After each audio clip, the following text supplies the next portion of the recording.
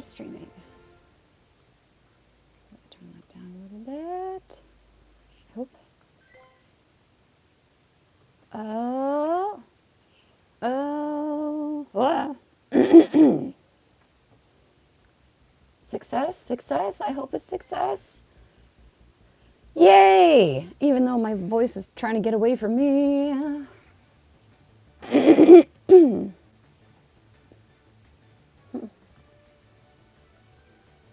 I think I did it.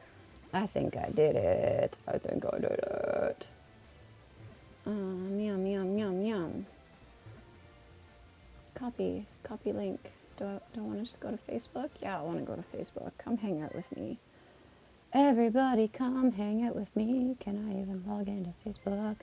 I don't know. Is everyone? No, nobody's here. Oh, wait. It says 3 people are here. Oh, hello. Hello. Nahal! Oh, my God. Hey, buddy. How you doing? And Leslie. Hello. Thank you. I wasn't even sure if anyone was here yet. Oh, my goodness. Hello. How is everybody? Trying to figure out how to share to the internet that I'm here. Oh, I'm happy to hear that, Nahal.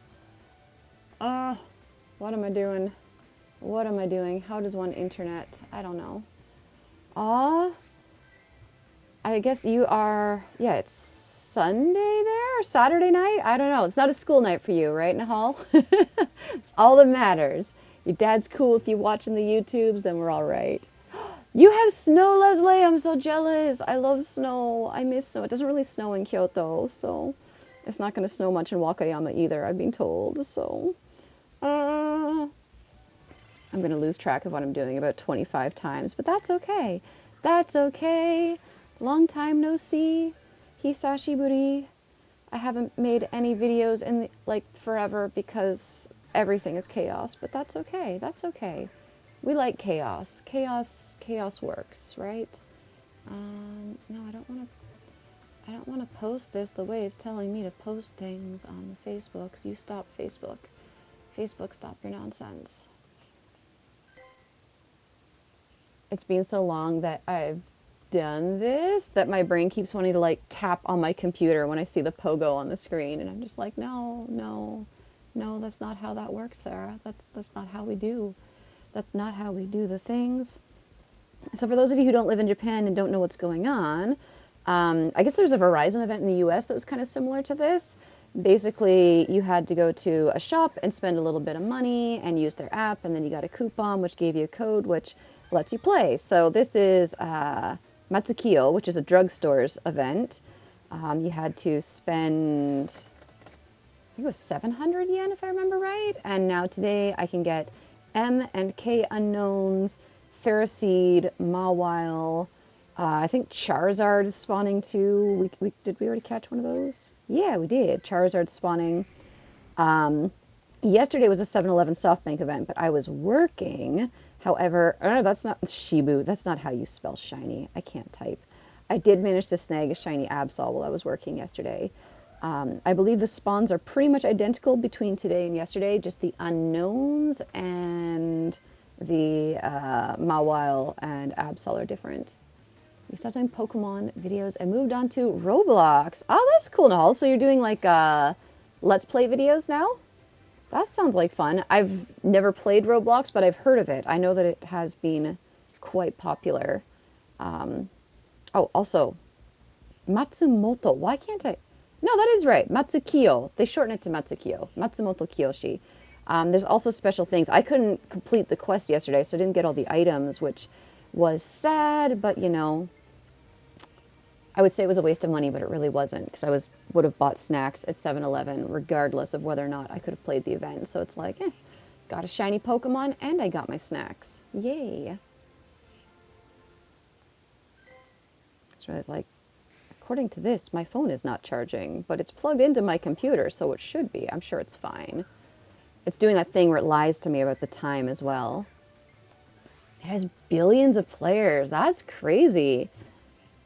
Where would you rank it in terms of popularity in comparison to Minecraft or Fortnite, which I know are also super, super popular? I bet some of my students probably have played it. What was I doing? Oh yeah, I was going to put something on Facebook. I'm so easily distracted. No, that didn't do what I wanted it to do. Or did it? Oh, gosh. You guys can't see it, but on my Mac I've got a spinny ball of doom happening. Spinny ball of doom is never good. It's another Minccino. Oh, I guess Minccino's part of the event too. That makes sense. It has an M in its name. Minccino for Matsumoto Kiyoshi. Oh, wait, it did work. Yay. Post. Post all the things. Should I harass people on Discord too? Let's go do that. Let's go bother people on Discord. Let's bother everybody. Be like, hey guys, I'm live. I'm not just live, like live on YouTube. I am alive. I have not died. Oh. I imagine that most people are already... All my friends back in North America are probably asleep. Mawile. I would love to get a shiny Mawile today. I haven't gotten one yet, period, in the game. So if we can get one from this, it'd be cool. Let's say it's more popular. It's all free. Oh, that's awesome. Free games are always good. Yay. It's more popular in those games. It's one of those things where it's like, oh, I should check it out sometime, but I also know that I probably won't because I'm just so busy. I have no time for anything. Oh, my buddy's going to get hungry. We should give him some berries. Let's give him some berries. I don't think there's anything special going on here for this. Look at my fancy computer setup here. Yeah, no, I already did all the photobombs today.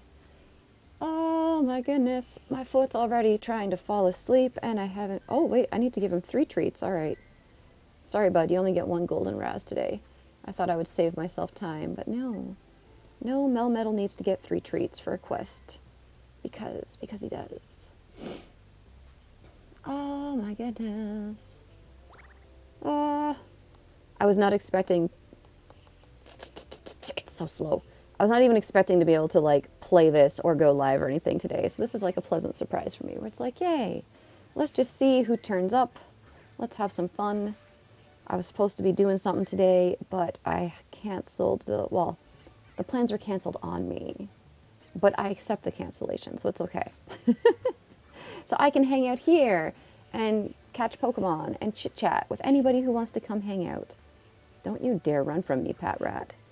Ugh.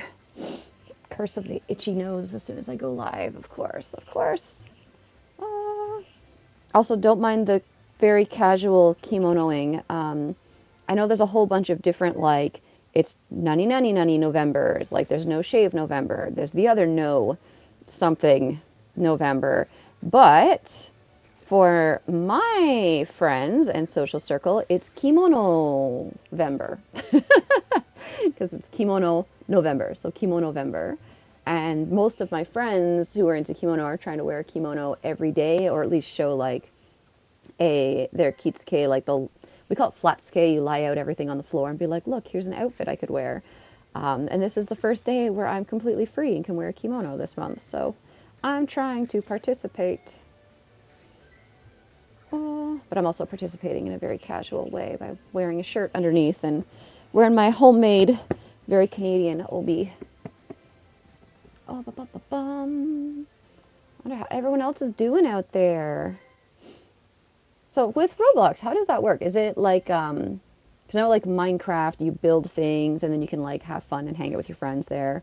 Obviously, Fortnite's like kind of a shooting game, right? So is Roblox like kind of a social game? Is it I'm assuming since it's blocks that it's a building game, but is there stuff like fighting or puzzles or other things going on? Is it just hang out and socialize with your friends?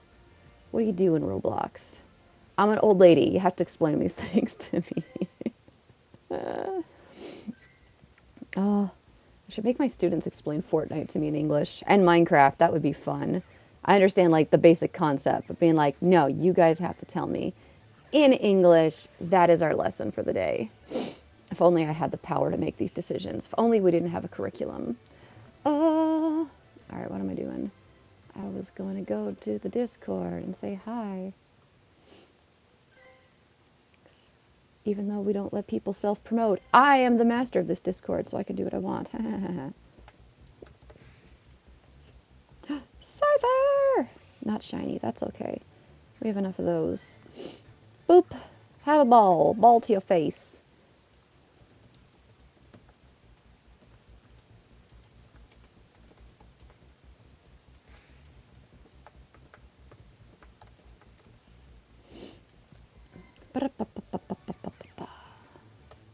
Yes, that's what I wanted to do.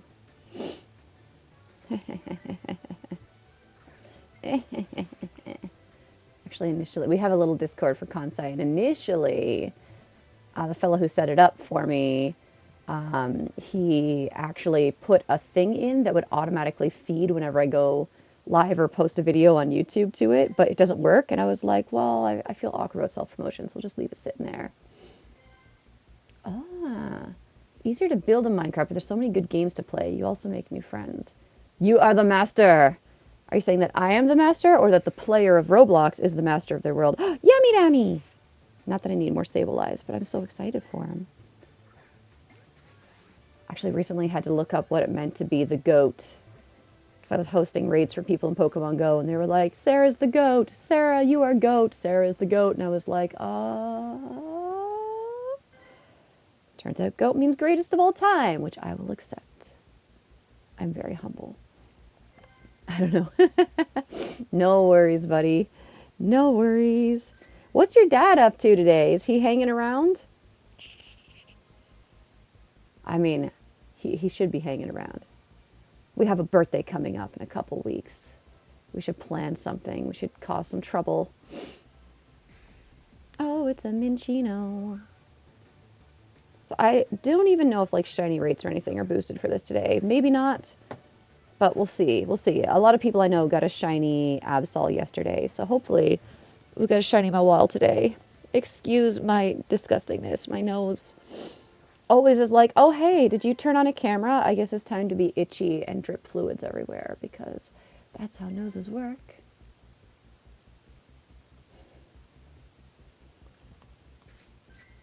Yum, yum, yum. Bah. Now I feel like I have dust on my lips. What is happening here? Bah.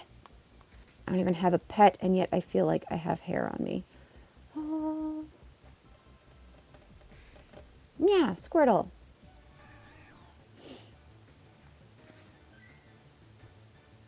I actually not made a video. I went live on Twitch not long ago and opened a couple boxes, but the video was all bleh, and I don't feel like editing and uploading it, so I guess I could open a box today while I'm hanging out, though, because I still have one more box of the last set to open if more people come around. Ah, you're into cars. Greenville Emergency Response to Liberty County. And the most popular game on Roblox is Adopt Me. That sounds cute. Adopt Me, eh?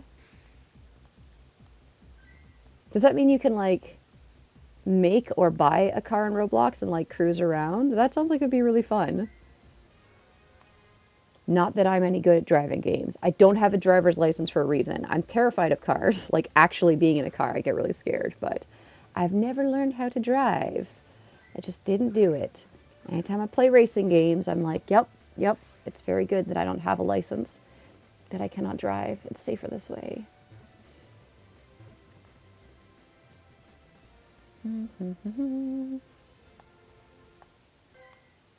Yay.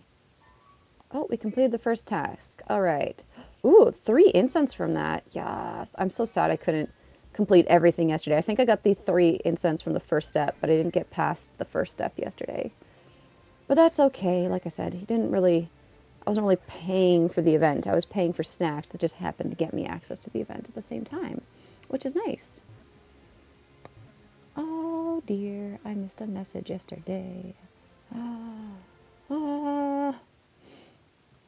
This is also me procrastinating because my entire apartment is in chaos and I really need to be packing and getting rid of things. But why would I want to do that when I could be hanging out with friends on YouTube and playing Pokemon.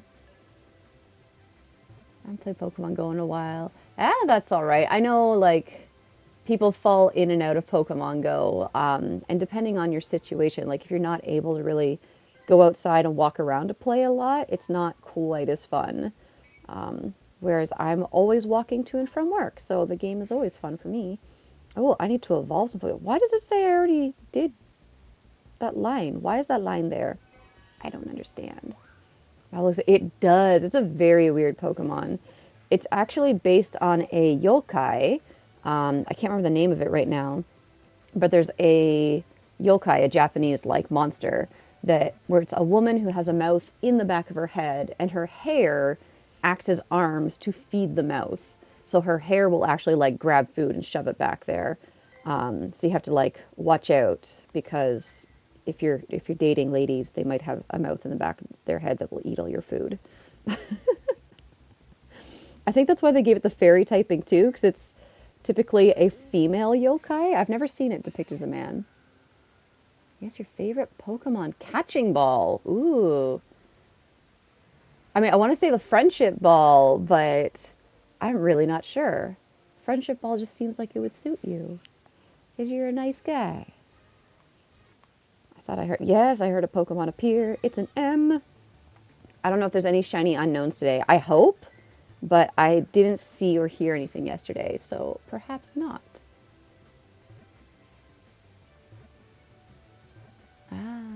Okay, okay. In there. Uh-oh. People are having troubles.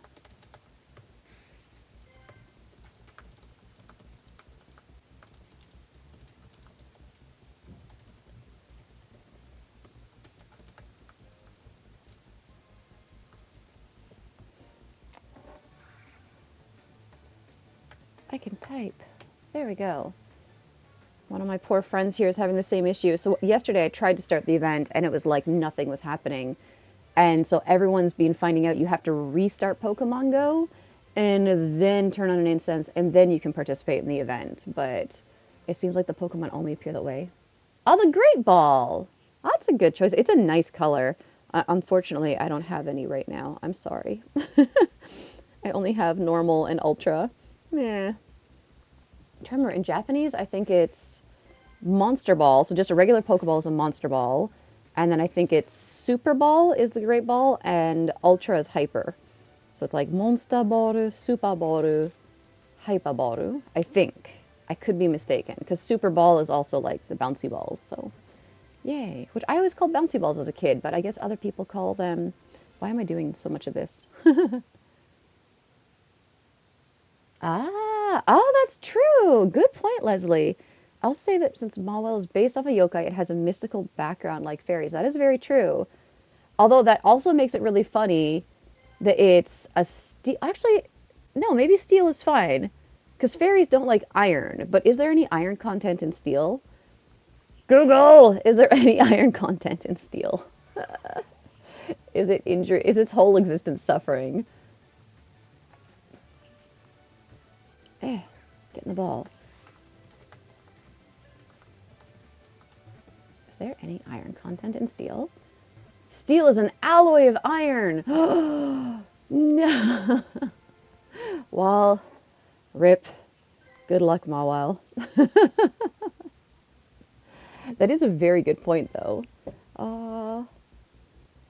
Yokai are really, really fun. I mean, in general, I find mythology and folk tales really, really fun. It's always interesting to hear these different stories from different cultures, but yokai get pretty exciting. There's a lot of really interesting ones.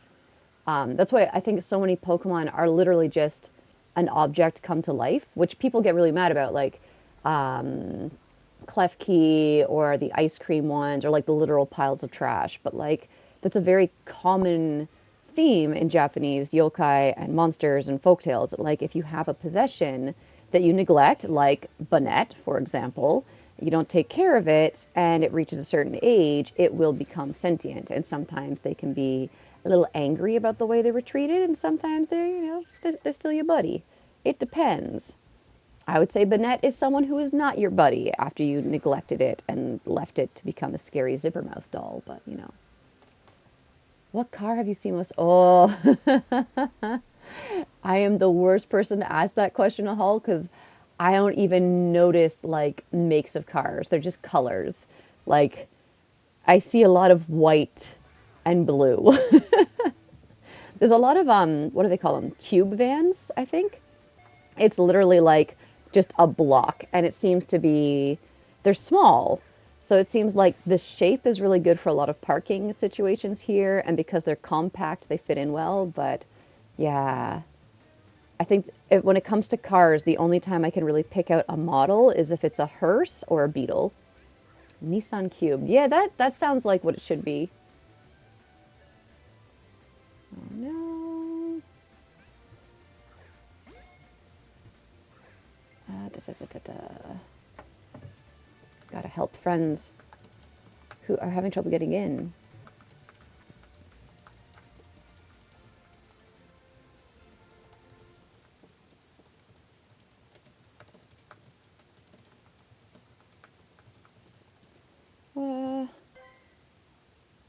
I feel so bad. A lot of people are having difficulty with these events this weekend. I'm like, aw. Hey, Totodile Tails! What are the featured Pokemon? Obviously, Mawile. We got Mawile, Ferroseed, Minccino, Sableye, Unown M and K. I think that's it. Patrat keeps showing up too. And I've had a Bulbasaur and a Squirtle, but I'm not sure if that's part of this event or just part of the general animation event thing that's going on. I need to evolve Pokemon for Quest as well. But hey, hello from Canada. I hope you're doing well. I was just in my first PS meeting yesterday, so that was fun. That was a lot of fun. Wait, what? No, don't. My computer's like, hey, do you want to update things? And I'm like, no, not this moment, please. Nope, cease and desist, computer. Don't you dare. Don't you dare. No, we don't want to update now. Leave me alone. It always picks the weirdest moments. What new shiny did you get? Today, no new shinies yet, but I did get a shiny Absol yesterday, which I will show you in just a moment. We get that Ferroseed? Yes, we did. There we go. Got this fella yesterday. The Halloween event was very, very generous. I managed to get Spiritomb, Duskull, a whole bunch of nice things that I didn't have before, which was fantastic.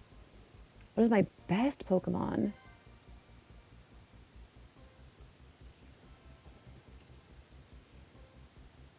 Oh dear, one of my friends. She's done everything right and she's still not seeing the Pokemon. My best Pokemon. So, my best Pokemon in this game, honestly, it's... come back here. I can't type suddenly. This one!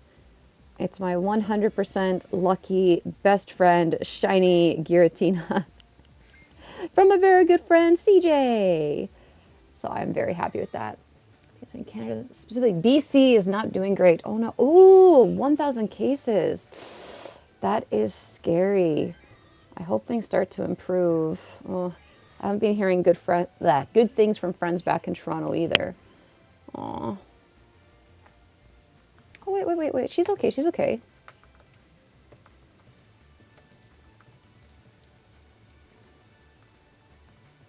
What was I doing? I got distracted.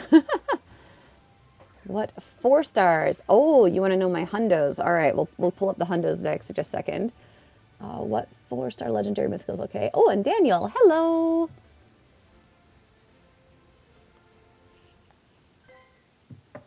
Okay, sorry, I just got to explain to my friend what's going on here. Oh, hello, Charizard. I saw some people caught wild shiny Charizards yesterday, and I would love to do. I don't need one, but just the idea of catching a shiny Charizard is exciting.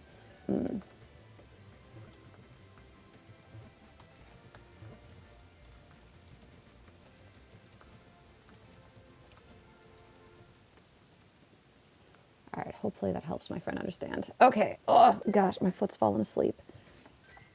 All right, 4-star. I know I don't have any. Do I have any? I don't think I have any mythicals, but let's just do this. 4-star and legendary. There's my 6. my little friends. Of course, this one's my absolute fave. But Mewtwo is also chilling out here, doing its thing. Oh yeah. And Mythical, I'm pretty sure I don't have any hundos, but let's check. Yeah, no hundo Mythicals. That's okay, maybe someday. Oh, there it is. I was like, I heard a Pokemon. Where did it go? I hope you get a shiny. Yeah, I'm not sure, Totodile Tales, if there are shiny unknowns in this event or not. I hope so, but I didn't see any in other people's posts on Twitter or things. So I don't know. Halloween Adapt in Roblox. There was a Halloween update. I had a Ghostbusters car. And then when the Halloween event was over, I got a free Ford Bronco off-roader because of the Ghostbusters car. Ah, interesting. That's cool that they have little things like that. I also just Ghostbusters. Like, Ghostbusters is sweet. That's my childhood. Do you think the rates for shiny Riolu are boosted, like from eggs? Is shiny Riolu even around right now? Clearly, I don't have an opinion on that. I hope so, in which case I need to be hatching more eggs. But yeah, I haven't seen anybody with a shiny Riolu recently, like a fresh one. They're not in raids, right? So they must be in eggs, right? I've been so busy with work and preparing to move and stuff that I have no idea what's going on. Is Japan busy? It's from eggs during the... Oh! Is Japan busy? Do you mean like with people or work life? Like, things are mostly back to normal here. So it's like we're all living our normal work lives and it's maybe not for the best. And which is it? It wasn't 10K eggs before. Is it still 10K eggs, or should I be trying to hatch some other eggs? Wait, no, that's not something I want to evolve just for a quest. Squirtle, you can be evolved. Boom. Aw, my poor friends didn't know that it was incense only.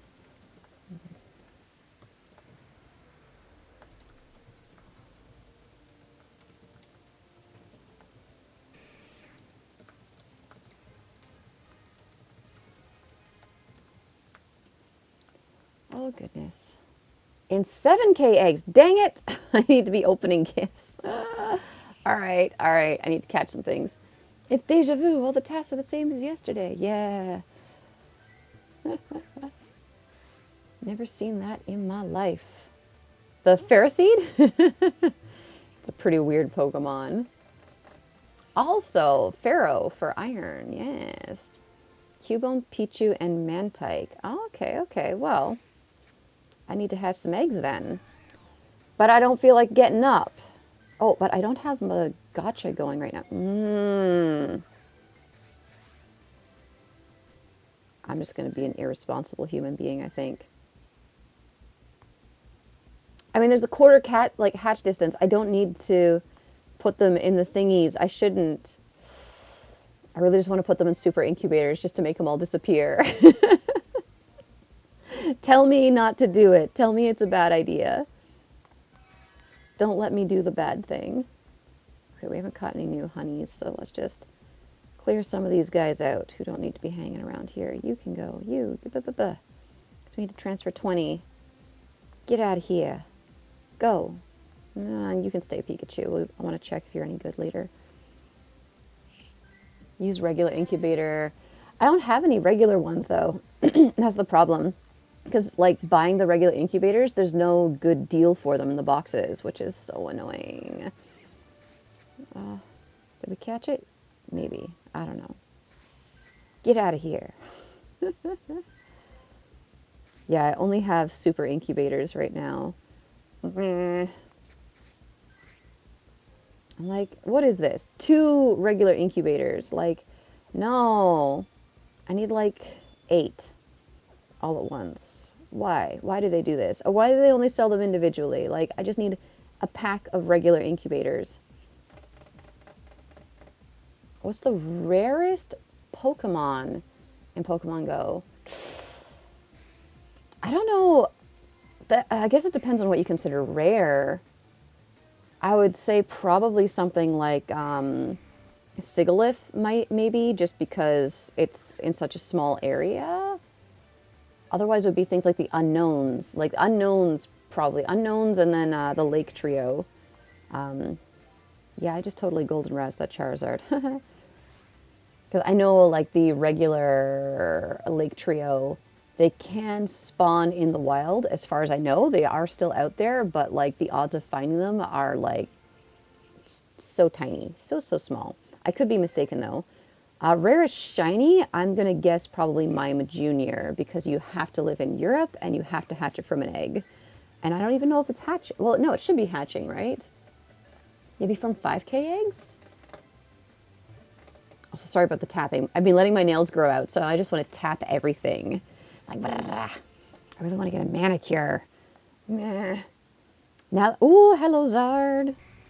Since I'm going to be spending more time in an office, I'm allowed to look a little bit nicer, which means I could do things like get a manicure. Thanks for me. Dino. Yeah, Dino's a pretty rare shiny, too. You put all your 5K in super incubators. See, I did that yesterday before I knew about, whatchamahoosit, before I knew that they switched it back to quarter distance. And I was just like, what? What's going on? I thought I had a glitch and was just the luckiest person in the world. Pichu with the hats. I guess, yeah, shiny babies with, ooh, hello, Mawile. I think some of the shiny babies are quite rare when they're event ones. But also, like, there's always someone out there who has them. I don't know. I think Sylph would be better for answering these things. I think I've hatched a shiny hat baby, though. Let me check. Let me check my shiny hatches. I can't stop clacking my nails now. I'm sorry.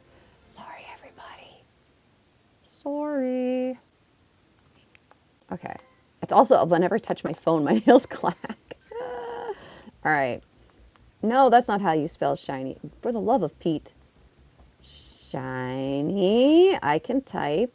And hatched. Yay! Baby!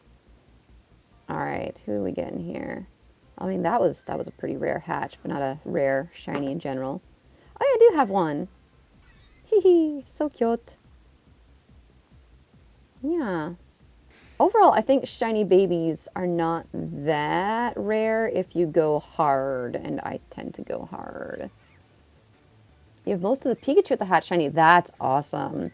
That was one of those things where I was like, I don't really need them. Like, I know they're going to be really hard to get, so whatever. Then I got a couple, so now I want them all, which means I have to trade for them, which is not possible at the moment. So, my life is sad. I'm feeling impetuous. I think I might do it. I might do the thing. I might do the bad thing. I need to stop clacking the nails. I just can't. I'm fidgety. I can't help myself. I just want to... Some ASMR for you guys. We'll call it that. Let's be impetuous and see if the drift will hatch these. Because why not? Why not? I'm a ridiculous human being. I can do what I want. Ha ha. Ha ha. There we go. Now I feel better. Hey, Mitch, how's it going? Yes, surprise stream fun because I canceled my plan. Well, my plans were canceled on me today, but that's okay. I agreed to the cancellation. I'm not mad. I'm fine. No, like, I'm not sarcastic mad either. I'm actually okay with it. We only hatched 2 shiny Pokemon in Pogo. Ah, ooh, Pineco and Shinx at the top hat. Nice, lucky. That was a shiny I was hoping to get, but I didn't have any luck with it, even like raiding or hatching. That's okay. That's okay. Don't waste all your incubators into... Yes, I am definitely wasting coins, but I am impetuous and impulsive and impatient. I'm a lot of ims. I'm an imp. Maybe. I could be. I don't know. Could I be part imp? I could be. Somebody get my DNA tested and tell me. The main thing is I don't have the gotcha or anything connected right now, so there's nothing auto-spinning stops. So if I drift around while I'm sitting here chatting with you guys, those eggs will hatch real fast, and then I can open gifts. I hope. I didn't open maximum gifts today already, did I?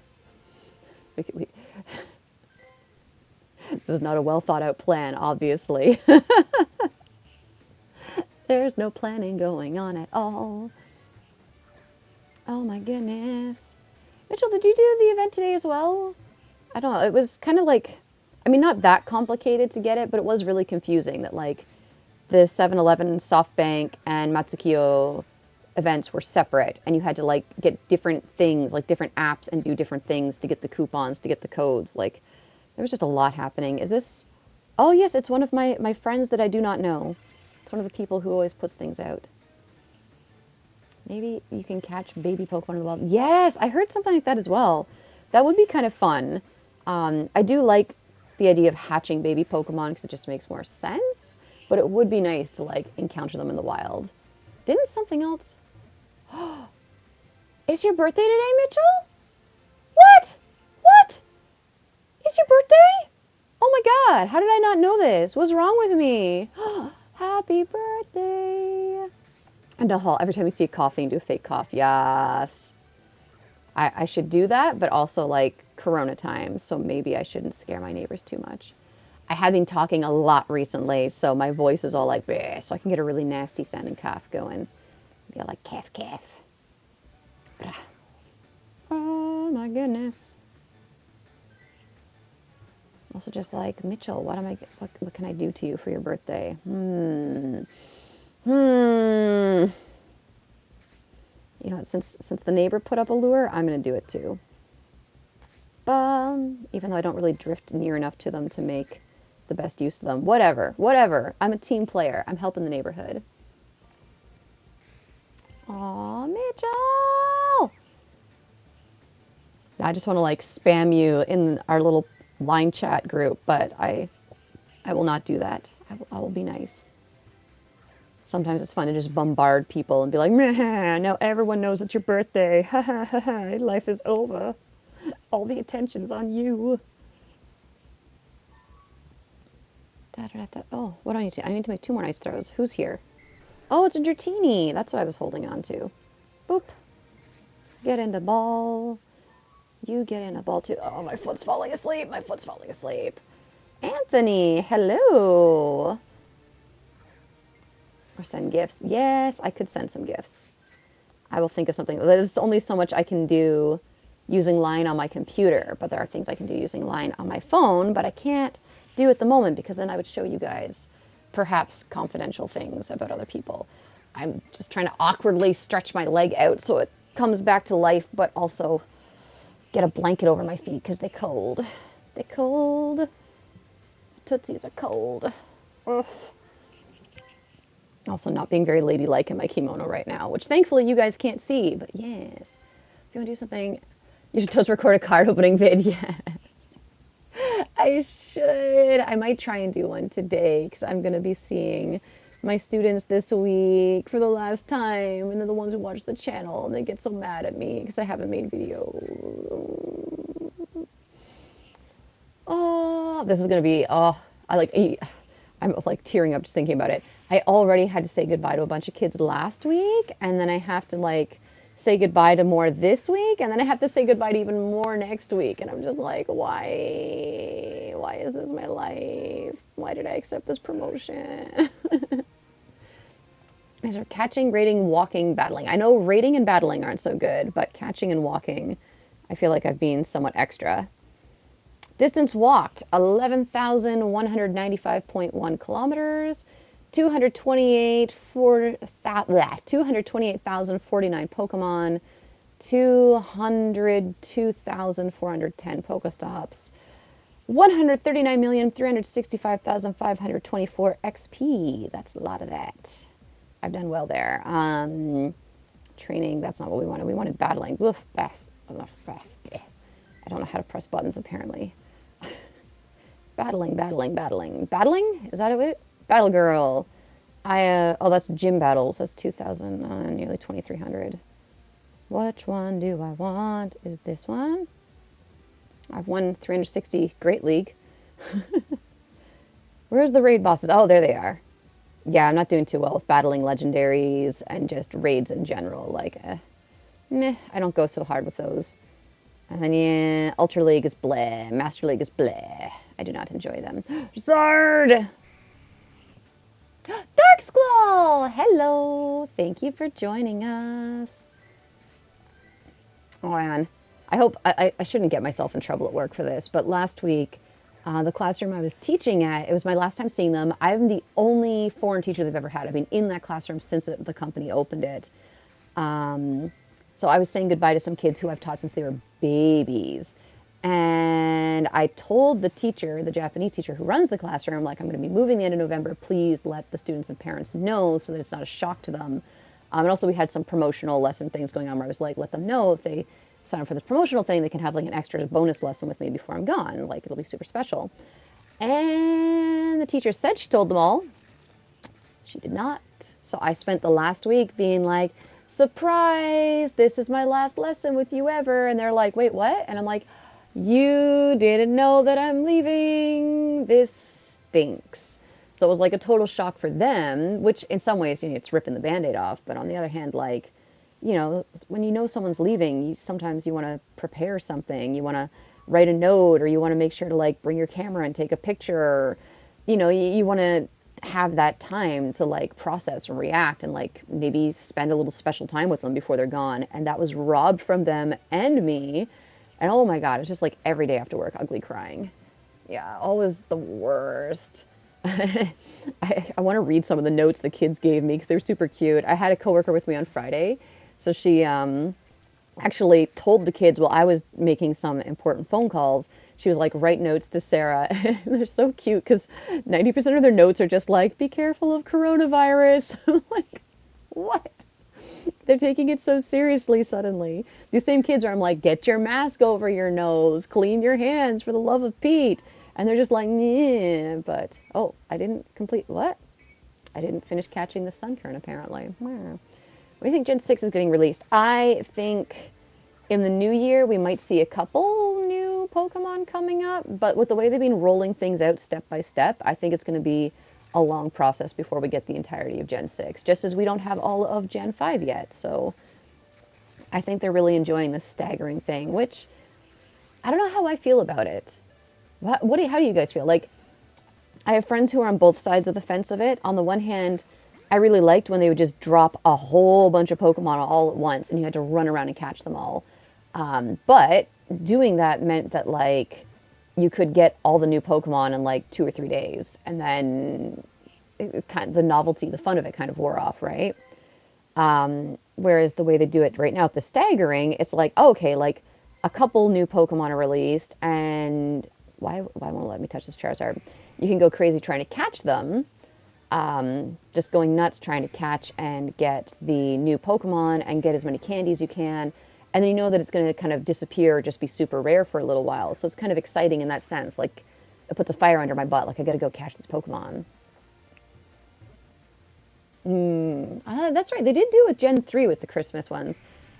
I suspect with the way they've been doing things, I suspect that they're just going to, like, give us a little bit of time. I think New Year's would be really fun to be like, hey, Happy New Year, new Pokemon.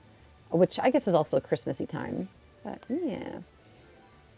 I miss the whole wave ones. Yeah, I find the smaller waves is also less stressful. It's also, it doesn't seem like other spawns get turned off the way they used to. Why is this Zard not wanting to be caught? Just get in the ball so I can go get the next Pokemon. Boop. Get in there. 2:50 a.m. in the UK. My goodness, it is 10 to 12, so 10 before noon here in Japan. It's almost lunchtime. All right, you know, goodbye Charizard. We don't need it. Oh, that's an M. 5:50 p.m. for you. Ooh. So you're somewhere in North America? Time zones are wild. That is one trick. Like, at first I thought, like, Zoe 2 Dots was insane because I would get notifications being like, oh, Zoe 2 Dots is live on Twitch, and it's like 6 a.m. and I was like, what? But in order to match up with other areas' time zones where you'd get the optimal number of viewers, I don't really think she had much of a choice. And I was like, oof, that's a lot. I can't wake up that early. And the time where events happen here doesn't match up with the times where people are awake. The optimal hours of wakingness. That's what I'm going for. I can speak English, really. I'm an English teacher sometimes. Technically not an English teacher for much longer. I'm going to be the supervisor soon. That's crazy. I'm gonna be responsible for other people. I'm excited but stressed and scared, but also like excited. Reluctantly conscious, yes.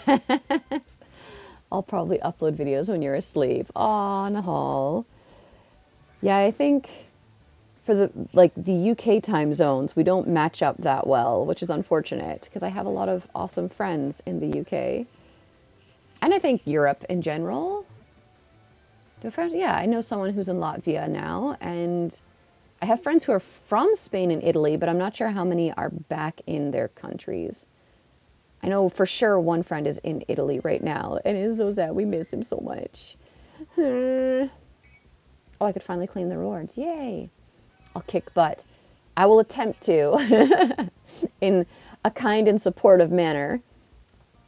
I actually, why can't I press this button? Swaddle! Hi! What a cute reward. Yes, yes, please. I love Swaddle. So cute. I actually have some experience with management. I was a receptionist in a gym like a bajillion years ago, and I ended up making more work for myself. And basically, in order to avoid doing the work I didn't like doing, I created new work for me to do. And then I was like, oh, I need help to do the other work. So I got permission to like recruit and hire new receptionists to work under me. And it was an interesting experience, but I had no one trained me how to be a manager. So it was a little like, meh. So the first round was kind of like, meh. And then I quit. And then they begged me to come help them at another gym. So I was like, all right, fine, I'll come back if you give me more money. And that was fun because I actually kind of knew what I was doing better with hiring and training new receptionists to work for me and like getting to treat them to presents at Christmas and stuff and be like, I'm your nice fairy godmother boss. Like, it was fun. But this will be a little bit different because I'm managing people who are managing children essentially. So I need to make sure they are doing their job correctly. Should I evolve my shiny leap? Is it your only one? And it depends on what your goal is. If you want to have a living dex, I would wait till you get a second shiny leap and then evolve whichever one is better for your purposes. So if you want one that's going to be for PvP, then evolve that one. If you want one that's going to be for battling in gyms, then evolve that one. And if you just want to evolve for the sake of the dex, then I'd say go ahead and evolve it, because for me, a lot of the time, once I evolve the first one, that's when I catch a second one. So that just seems to be how it works. Why is Line telling me I have messages when I've already read the messages? I saw the message, Line. Stop harassing me. Don't harass me. I'm being Have.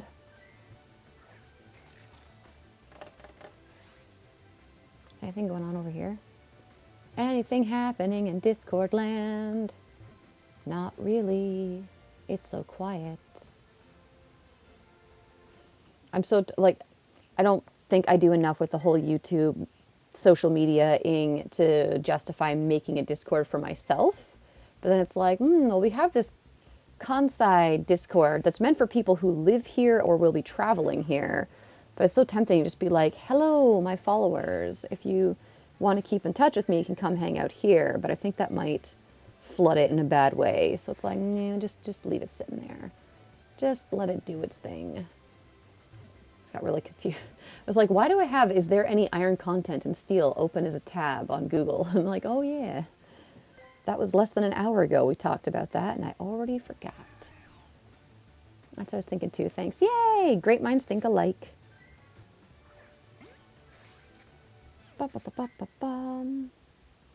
are my goals right now? Oh, I need to power someone up again, and I need to make some great curveballs. All right.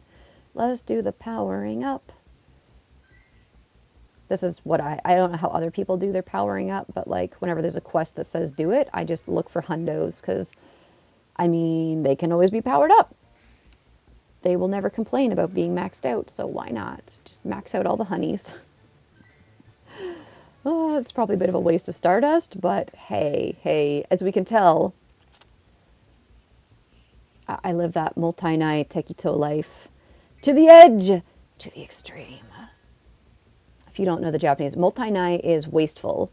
And you can use it in a couple ways. You can, like, for example, the way I'm using the incubators, you'd be like, oh, that's multi-night. Like, you are wasting the incubators doing that. But also, you might use it to be when you're saying, like, oh, I shouldn't do something. So like before making the decision, I might be like, multi-9 and not do it. So like it's a fun little word. And then tekito was like, it's me. Tekito is like kind of random and like careless. I don't know. It depends on the context. Like if you're playing a card game, like if you lay out some cards, like this happens in my class all the time. I'll put picture cards or cards on the floor and be like, all right, pick a cards. And the kids will be like, tekito iyo, which is just like, yeah, just grab one. You just take a card, like just pick a card, whatever. And then I'm that way of just being like, whatever, I need to power up Pokemon, blah, blah, blah, this one, power up, blah, blah, blah, blah, blah. Like, I'm not really paying attention. It's kind of random. But I don't know how to, like, I don't know if there's a simple, clear way to define it. I could look it up in the dictionary, but, effort, studying. Blech. I'm 99% sure there are no shiny unknowns today, but I'm still going to get excited every time I see an unknown. And I agree, better safe than sorry for certain. It's always better safe than sorry. I imagine too, like, we already had a problem. Since the Kansai Discord has been fairly quiet and inactive, it's better now. But we did have a problem almost immediately when remote raiding was adding, with people from all over the place popping in, being like, invite me to raids, friend code, bah! And it's just like, no? How about no? How about no? I mean, I try to send invites to people when I can't. Why can't I tap this? My phone's getting angry at me. It's about time to replace it. So it's just like, I'm going to be mad at you until you buy a new phone. Yes, I have had 3 shiny Pokemon run from me. 2 were my fault, and 1 was Niantic's fault. On Charmander Day, the first Charmander Day, they said they fixed the AR photo problems. So I took a picture of a shiny Charmander, and it ran, and I was devastated. Then on Chikorita Day, I was running around the shopping mall where one of my classrooms is, trying to catch them after work, using the Go Plus, and I found a shiny Bulbasaur, which was like, excuse you, sir, it's not your day. But I pressed the button on the Go Plus at the same time as tapping the Pokemon, and it had already run from the Go Plus, so I lost that one. And then I made the same mistake like a month later on a completely random shiny cast form, which, everyone has a bajillion shiny cast forms, so it wasn't a big deal. Same with Bulbasaur, like we all have a ton of Bulbasaurs, but it's still like, oh, that feeling. So anytime I'm using the Gacha or the Go Plus and there's shinies out there, I get like really, really stressed. Like you'll see me sometimes, if I'm playing live or something, I will keep turning off catch Pokemon. It'll be fun. Aw, oh my god, I would so like let you be my mod. Dark Swell, you would be the best at it. Oh, I don't know who else I would trust with these things. Maybe you, maybe Mitchell, but I think he's already doing quite a lot of things to help people out, so I couldn't do that to him. It could have been a Sundo, it could have been, but that's why I try my best not to click the button and tap at the same time, which is danger. So it doesn't matter if I'm using the Pokeball Plus, which is behind my computer, which is why I'm pointing there. I got the Gacha charging right now, and then I also have the regular Go Plus, which is what this gesture means when I do it, because I have the ring attachment, so it goes on my finger. But it doesn't matter which one I use. There's a danger in all of them. Because if you have the vibration thing where you press the button, sometimes you just get in the habit of like press, and you're like, oh shoot. I do that mostly with Pokestops, where it's like, oh, I had an empty egg spot, and I was hoping to get a 12k egg, or I wanted to open gifts and get 7k eggs, and then I ruined it for myself by pressing the button. Why did I do that? It happens. You've only had a shiny Leap run from you. It sucks to have a shiny run from you, but it's good to only have one. Only one. I'm trying to think if any of my friends have had that happen. I know plenty of friends who've had legendaries run from them, which is so frustrating. I know a lot of people were struggling with Darkrai, which is mythical, not legendary, sorry. But, there was some struggles there. Meh. I know I've seen friends have shinies run from them in, like, the actual games, which is just, oh. Or the worst ones where I've seen people encounter a shiny and then run from it, because In Pokemon Go, if I touch the Pokemon and it's shiny and then I hit run, then I'm like, oh shoot, wait, I can tap it and it comes back. But like, you can't really do that in the regular Pokemon games. I should make a video of my Pokemon collection. I think I might do that once I move. K-dubs, yeah, KW, K-dubs, that works, right? I just like saying dubs. I might do that once I've moved. Right now, my apartment's just kind of chaotic, and the lighting's never been particularly good in here. So I might do that when I move, and it would just be like fun. Be like, oh, I'm unpacking and also showing you all the stuff at the same time. Let's decorate my new home. Meow! I suppose I don't think I've been getting any Pokemon off these lures I put out there because I'm not drifting in the right spots.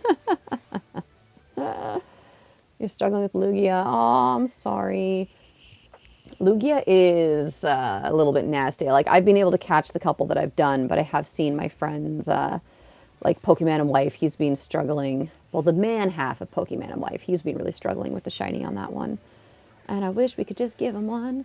I have found a place. I'm renting a cute little house. It's just like the perfect size for me. So I'll have like an upstairs, like the upstairs is just one room. It's a single room with a giant closet, but that'll be sleeping and probably where my sewing machine will go.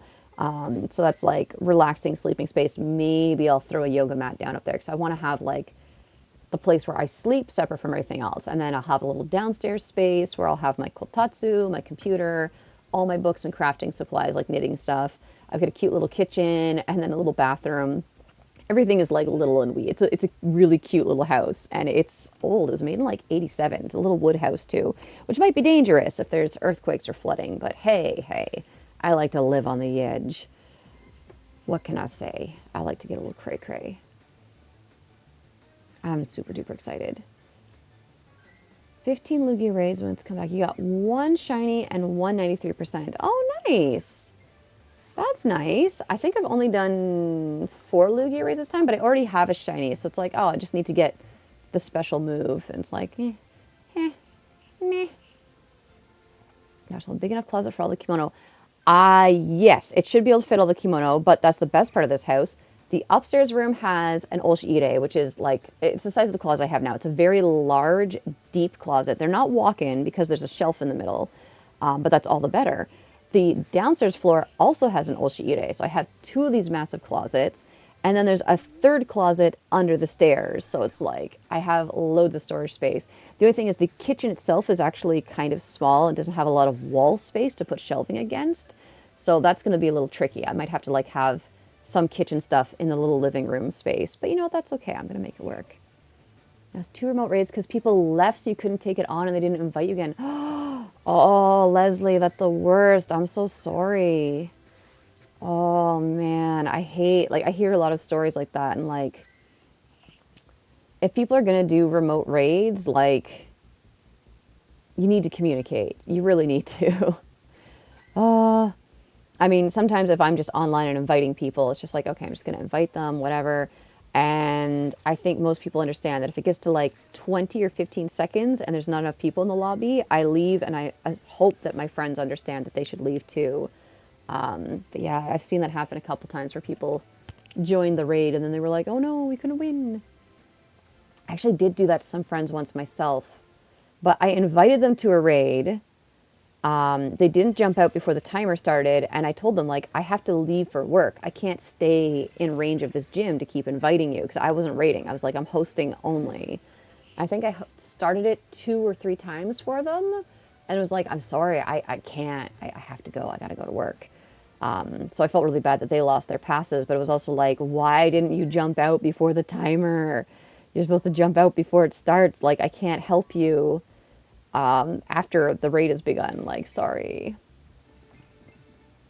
So much storage. Yes, I think now you have to increase chances for lucky friends. I don't know about that because I have a lot of lucky friends. I think what they need to do is give me the ability to trade with lucky friends remotely. That's what I think we really need. And like, if they gave us that, then increasing the chances for lucky friends would be great. But right now, having more lucky friends, at least in my case, doesn't help at all. Leaving in the last 5 seconds. Dang, that's just rude. Man. Like, in that case, I mean, once you identify who these people are, like that this is the kind of person who's going to do that to you, I would just stop accepting their raid invites. Like, just no, no. Clearly, they don't actually care about you getting the Pokemon. They just want it for themselves. They're not trying to help you out. So just they don't deserve your help. But if they're actually communicating with you beforehand, then they need to communicate better because holy heck. Holy heck. My tummy is rumbly. I'm like, should I get food?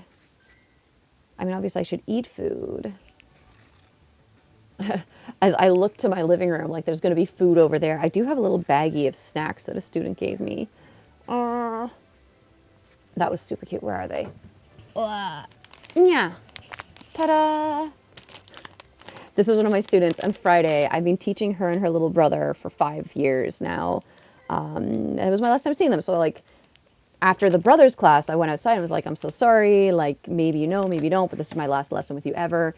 And the mom and the sister's in the second set of classes. They were really like, oh my God, I'm so shocked. Like, what the heck? Like, we're so sad.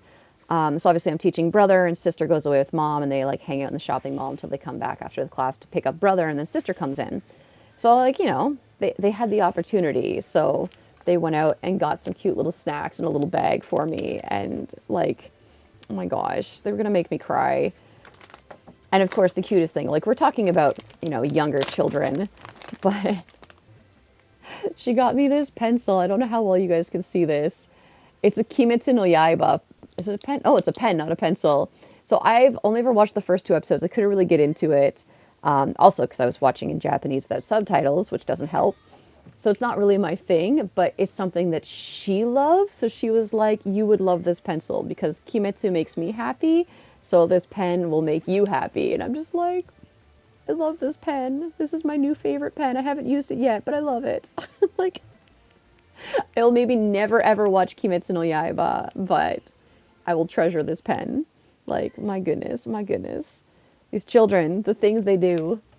Oh, right? So adorable. Oh my goodness. Oh, yeah, we're going to eat one of these. What is this? Zaki. Peanuts choco wafers. Enjoy with tea.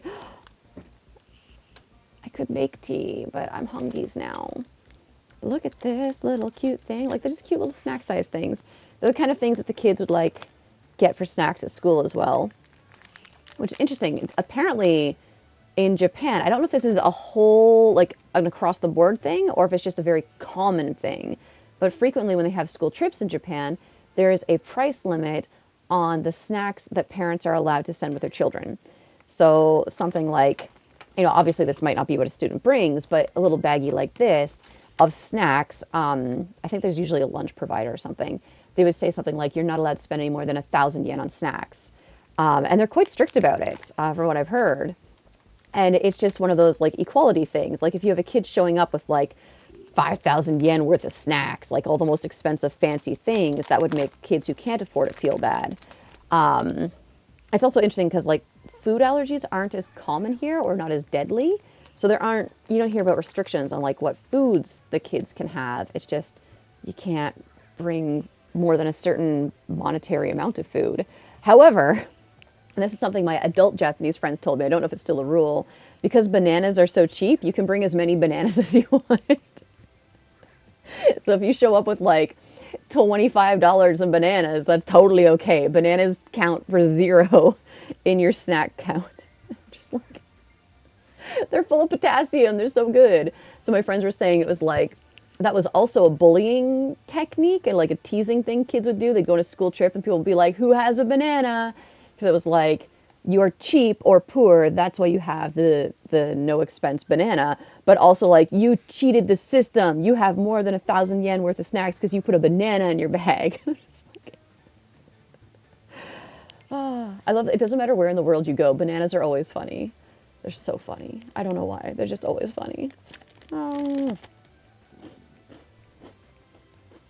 All right, Zaki. You make a good wafer. Also, apologies to anybody if you don't like crunching and things. I'm sorry for this sudden, unexpected mukbang ASMR crunching at you, but I'm hungry. So hungry. And I love wafery things. Man. You can sometimes find wafer cookies here, like, you know, those really thin ones that are always neon pink, white, or brown, and obviously they're strawberry vanilla chocolate. Zard! You can find them here, but they're not sweet like they are at home. And I'm just like, okay. I mean, they're still okay. But when I see wafer cookies, I'm like, I'm expected to get punched in the face with sugar. Like, I'm expecting my teeth to hurt after a little while. And the Japanese ones don't. Sometimes they even have, like, notes on the package, like, with calcium. I'm like, did you make this cookie healthy? That's illegal. What do you think of Biden winning the election? I'm not a political person. I don't follow politics much. I am just relieved that it is not Trump. But I understand that there are still problems with Biden and Harris. However, they are better than Trump, obviously. Anything is better than Trump. But I'm still heckin' concerned for the Americans I care about. Also, I mean, there goes my chance of a sudden, unexpected marriage proposal. I'll have to wait another 4 years for them to nominate a new terrible president, and then I'll have all the marriage proposals rolling in, because, you know, all Americans want that Canadian passport.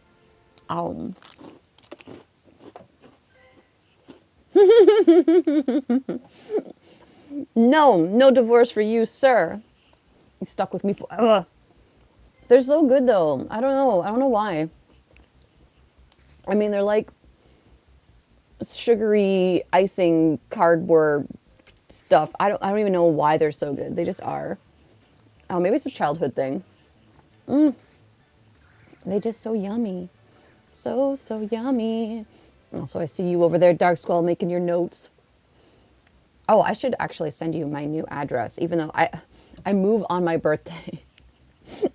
It's going to be like the most chaotic day ever. Not that I have any birthday celebrating plans whatsoever anyways, but it's like I'm going to have to move, go get the keys, go to the house with the real estate agent, and then 4 different people have to come for utilities. Like, I don't know how it is in other countries, but in Japan, you have to call someone and be like, from this day, I need gas at this house. So I need to call somebody to get, I have to call 4 different numbers, and 4 different people will come for gas, water, electricity, but also sewage, apparently.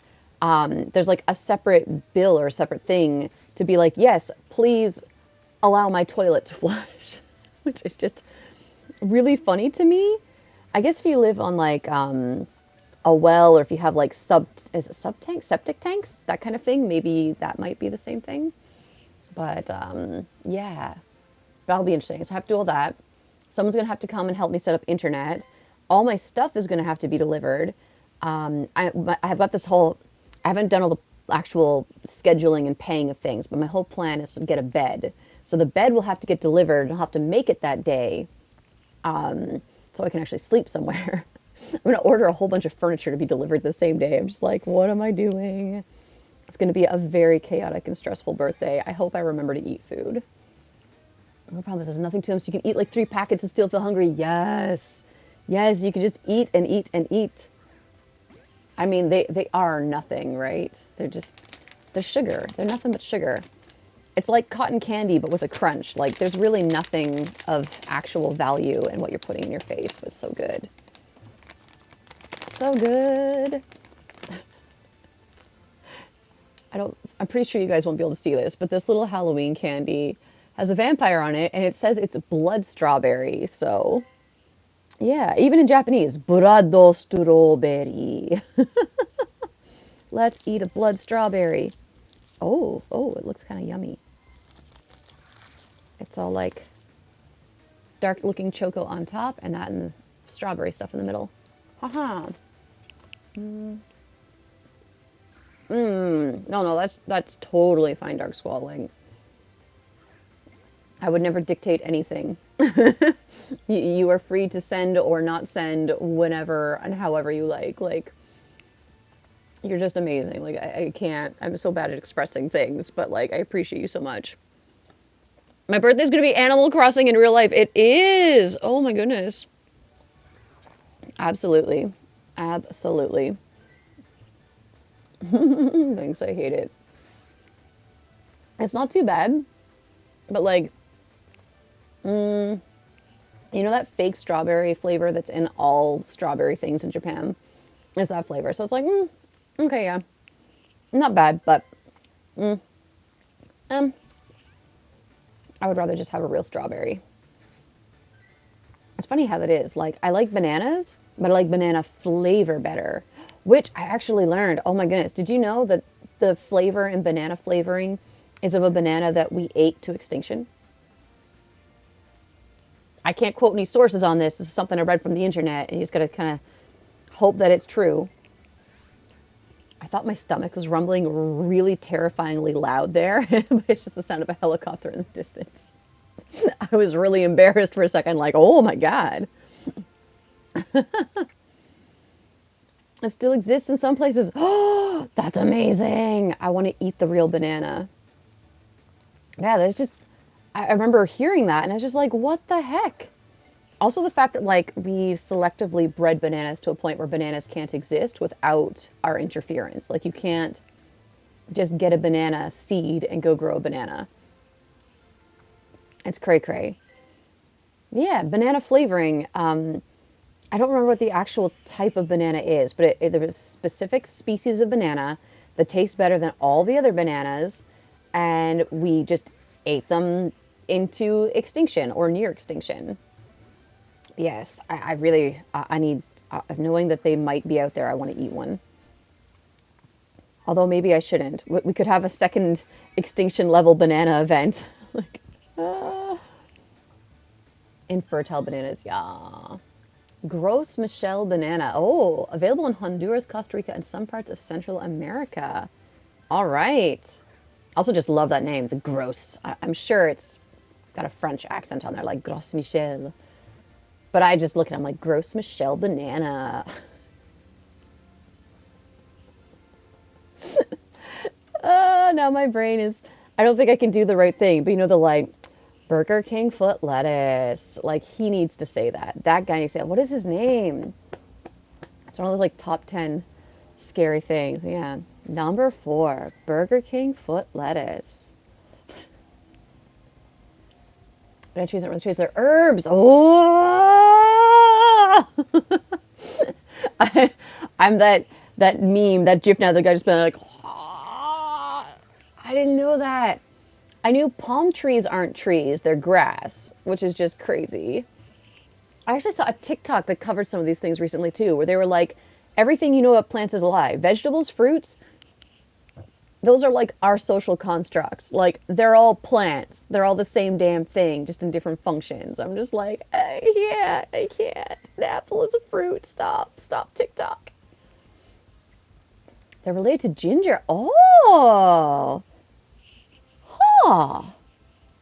Related to ginger of all things. That is fascinating. I love it. I love learning things. It's so fun. It's so fun.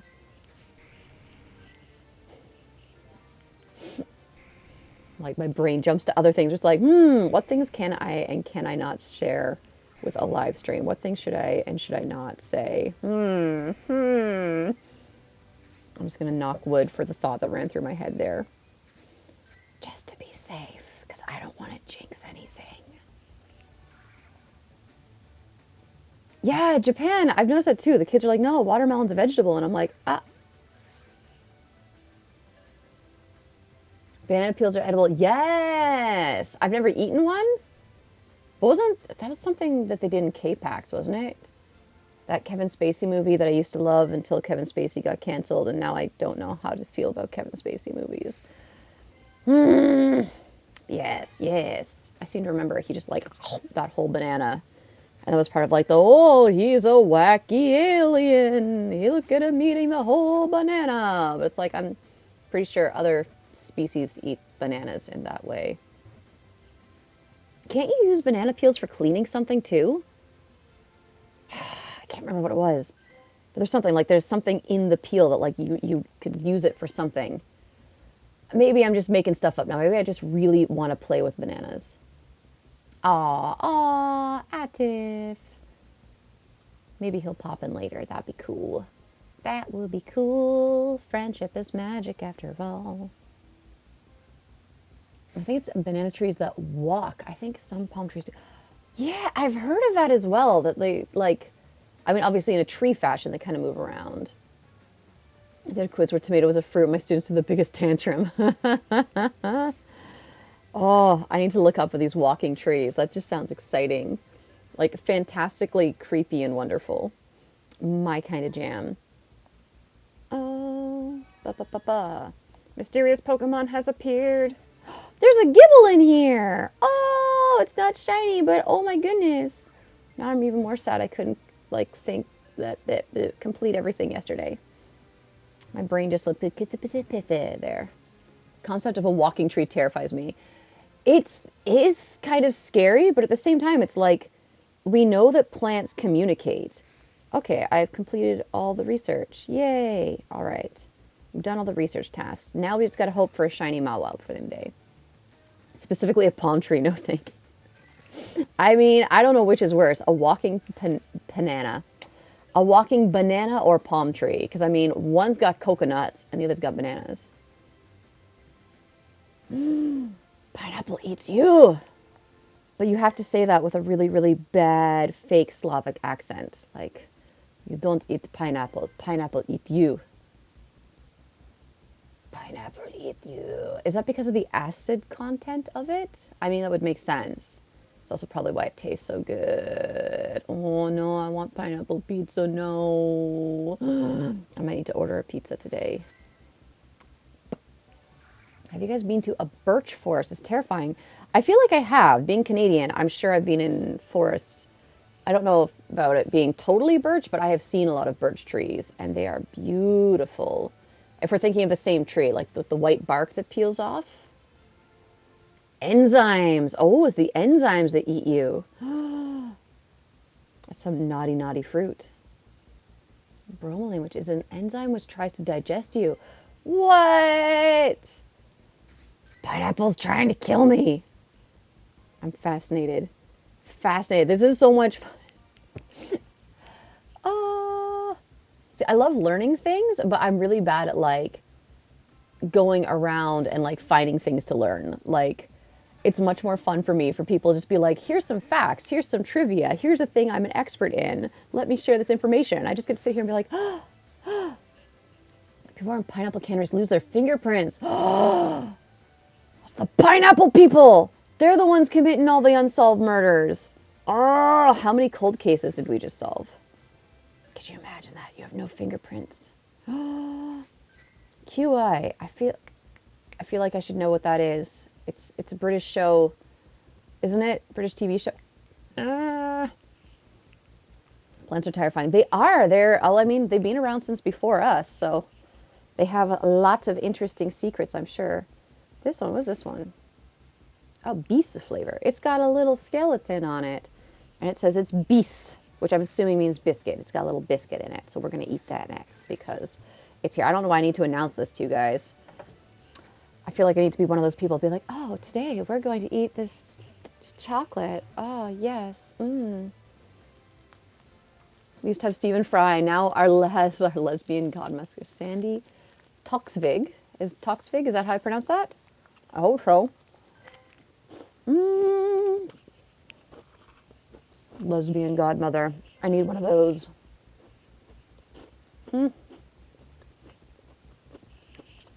From here up, I'm presentable, but underneath my little lap blanket, my kimono is a total mess. I can't stand up. I'll flash everybody. And I'm all wrinkled, I'm sure.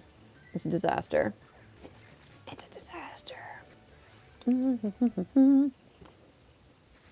you do PvP? I do sometimes. But, I don't know, lately I'm not so into it. Oh, shoot. There's a tournament starting tomorrow. I need to choose Pokemon for the Marsh Cup. Mostly, I just do it because I like getting the badges on my Traveler's card for Sylph. And the whole Battle League, like, I don't know. It's just not fun. I don't know. Yeah, the rewards aren't worth it. It's just not worth the effort. The highest rank, I think, was 7. Yeah, that was like the most I was willing. I'm like, meh. What's the highest rank that you have been in that? I just answered that. Sandy hosted a season of British Bake Off when it left the BBC. Ooh, I've heard about the British Bake Off too. Hmm. Oh no. Why you do this? Do us. Why you do this to us, Doro? Ah, yes, yes, the tournaments. Yeah, haven't played Pokemon, haven't practiced. I'm totally unprepared. But like, part of the reason I do it for Kansai too is like, you need, for the sake of self tournaments, you need to get a certain number of people into a certain number of tournaments in order to qualify for regionals. And the better the numbers are, the more people have a chance of getting invited. And that means more people have a chance of getting to the very end. So half the reason I do these tournaments isn't because I particularly enjoy it, but because my presence adds a number that helps the really, really serious players to have a better chance of getting the exposure they need. Which almost kind of sounds unfair in a way, but it's just like the numbers of players in Sylph here are not as high as other countries. So they really do need like that little boost, even if it's just one person who's like, hee hee, I'm a button masher. I'm really terrible at this. At least it helps. It helps. You probably love the British Bake Off. I bet I would. Virtues take a specific type of terror into me. They stand there menacingly. I could see that. I could see that. And I imagine, like, in the evening or at night with the wind rustling through, like, the little curls of bark that are peeling off, that would make a fairly interesting sound. I probably shouldn't mention this, but there is... Oh, God, what do they call it? It's not Spike. There's a whole, like, horror channel on YouTube where they actually make short horror films, including some series, and one of their monsters is called the Birch, but I kind of like her. She's pretty awesome. At least the short that I saw, like a boy was being bullied and he summoned the Birch to save him. And she was always like watched over his family and they watch over her in her forest. And I was like, aww, it's a story of a boy and his monster who murders people because monster.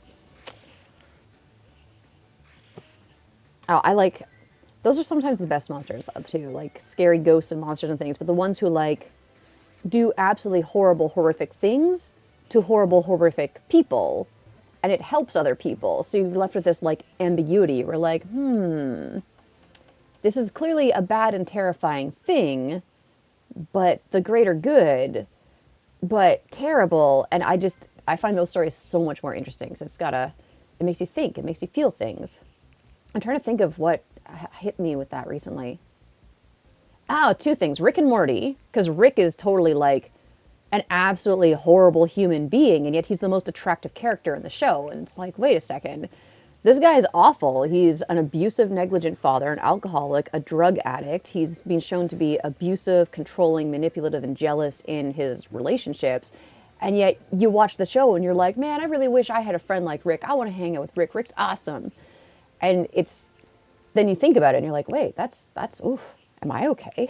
Like, oh, I need to go talk to somebody. But it's really fascinating. And then You on Netflix is good for that too, where it's like, here is a super creepy murdering stalker guy who's doing really not okay things. He is a criminal. But because so much of it is shown from his perspective, you develop sympathy and empathy for him. And you're actually like rooting for him to get his way. But you're like, wait a second. Wait a danged minute. No. And I like those kind of stories. Like, obviously, there's the horror element to everything, too. But it's just like, oh, it makes you think and feel something. You get conflicted, and you really have to, like, evaluate who you are as a person and what your values are. And I don't know. I find that really fun. Maybe I just need a therapist. We support terrible monster women in this house. Yes. Yes. We stand them. We stand them all. Except, no, I was about to say, except maybe Kayako and Sadako, but I do stand them, even though they just kill everybody. There's no, like, it doesn't matter if you're a good person. Kayako's gonna Kayako you, but hey. Monster's gonna monster. And justice, yes! Also, now thinking about Kayako, it just makes me want to do the whole, like, throat croak thing, which I could probably do, because my voice is just about there. My poor friend Kevin, tech support. I send him weird messages at night where it's just me being like blah, blah, blah, blah, blah, blah, talking away like a crazy person. But at some point, it always devolves into me just talking like this. nice that I can do the croak for quite some time, which I'm sure he really appreciates late at night. Who doesn't? I would say Stockholm Syndrome, but that's a concept that was based on, yeah, I remember hearing about that too, where it's like, oh, Stockholm Syndrome, okay, yeah, cool. And I'm like, wait, actually, no, that's not a thing. And then, so confusing. Like, thank you, scientists and researchers and psychologists, psychiatrists, for doing all this hard work and figuring things out, but also like, oh, so confused. Yeah, what would you call it in that case? I mean, obviously, if you've had a troubled childhood or other traumas in your past, it would make a lot of sense for like why you might empathize or sympathize or be attracted to a bad or like dark character or dark person, because that is something that's familiar in a way, and that makes sense. Like there's definitely some psychology happening there. But for like absolutely normal, healthy people, it's like, so why are you interested in this person? Why do you want to date Rick Sanchez? Explain this to me, because you have every reason to know better. I assume, making assumptions about hypothetical people I've never spoken to. Oh, I would like some more Rick and Morty though. Such a fun show. Such a fun show. I actually found out Venture Brothers ended not too long ago, and I'm like, oh, I fell way behind on that one. That's one that I need to like track down a way to watch and watch from the beginning again, because that was so good. Oh my goodness. Now I just want to keep croaking. I did it once, and now it's the only thing I want to do.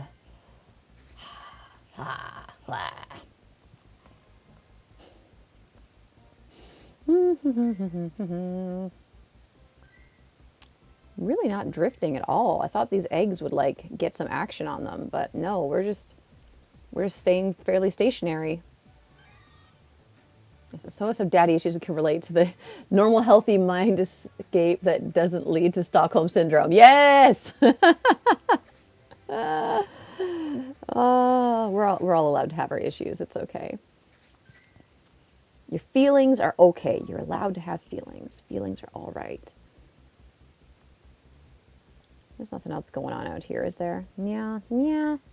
Teddy Ursa, why won't you come to me and be shiny? Come here, come here. I'm also going to have to figure out what in the heck am I going to do when I move, because there's no Pokestop near where I'm moving. Like, not within, I can sit at home and play distance. So I don't know how interesting it would be if I play from home. But I'm also like, maybe I should just put something outside and create a Pokestop. I'll do some like guerrilla yarn bombing and be like, oh, look, an art installation. It is a Pokestop now. Mwah. Yeah, I'm gonna have to figure out how to stream from my phone so I can take you guys with me. More issues than National Geographic. We need Dr. Phil. Send us to the ranch. We get them daddy issues. Oh my goodness. Oh my goodness. I was gonna try and save this for later, but I'm hungry. Come join us in the Inaka. Yes. The funny thing is, I won't, like everyone keeps saying Wakayama is Inaka, but I'm in Wakayama-shi. It's still a city. It's not that Inaka. I mean, we got a donkeys. There's a couple of cute shopping malls. There's Starbucks. I mean, we have everything.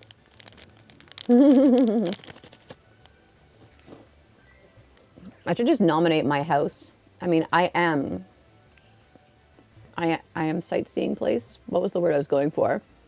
I don't know. If I should just nominate myself. I am the Pokestop.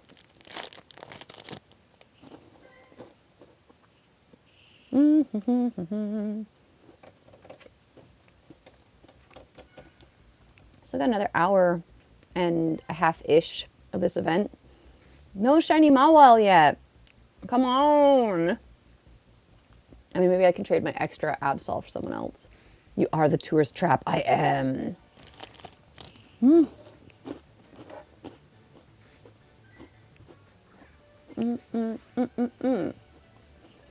Tourist attraction. Maybe. I mean, now that I'll actually have like some space for people to come and hang out, I may actually have people come visit me. Like right now at this apartment, it's pretty small, but the way I have it set up, it's really not comfortable for anyone else to be in here. I like, it's not comfortable for me to have anyone else in here either, because it's just like, man. Canadian Black Heart, hello, welcome. Welcome, my fellow Canadian. Welcome to the team. Token Wafuku Cloud Foreigner. Yes, yes, that will be me. I don't think they have many of those in Wakayama. We'll find out. Apparently, I need to look more into this, because I kept seeing images of temari everywhere, and I'm like, ooh, is Wakayama known for temari? Because I know Ichigawa in Shiga is known for bin temari, which is when they make a temari in a glass bottle, which is absolutely amazing. But yes, Wakayama to Jack. I should. I gotta talk to the leaders and be like, hey guys, can we have a Wakayama Jack? I don't know what I'm doing, but oh, that would be so fun. That would be so fun. We need it. We need it. Also, like, because I'm looking at your username, Mianhai. Mian? I'm not even sure how to fully pronounce that. I'm just going to start with the Mian. Your username doesn't ring a bell, but I think I have an idea of who you are now. So, yay. Like someone else who knows of the Jacks. That limits it to only a few people. That would be really fun, though, to get, like, my Kyoto and Osaka friends to come and hang out. How many books do you have there in the back? Yay! I thought so! Catherine! Welcome!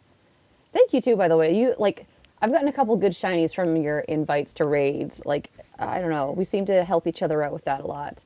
How many books? Quite a lot. We got some manga on the top there. We got some indie comics and Japanese study books. We got all of Sailor Moon and Sailor V.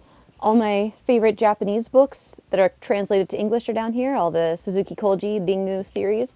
And then we go over here and we got all of my kimono and crafting books. I've got some catalogs from art shows I've been to, like galleries, and then more Ito Junji manga, because you can never have too much Ito Junji manga, because Ito Junji is the best. Absolutely the best. Oh, and what you cannot see over here, because I haven't made a space for it on the shelf, because it's just going to have to move soon anyways, I just inherited, like, this amazing Calvin and Hobbes collection from another kimono friend in Kyoto.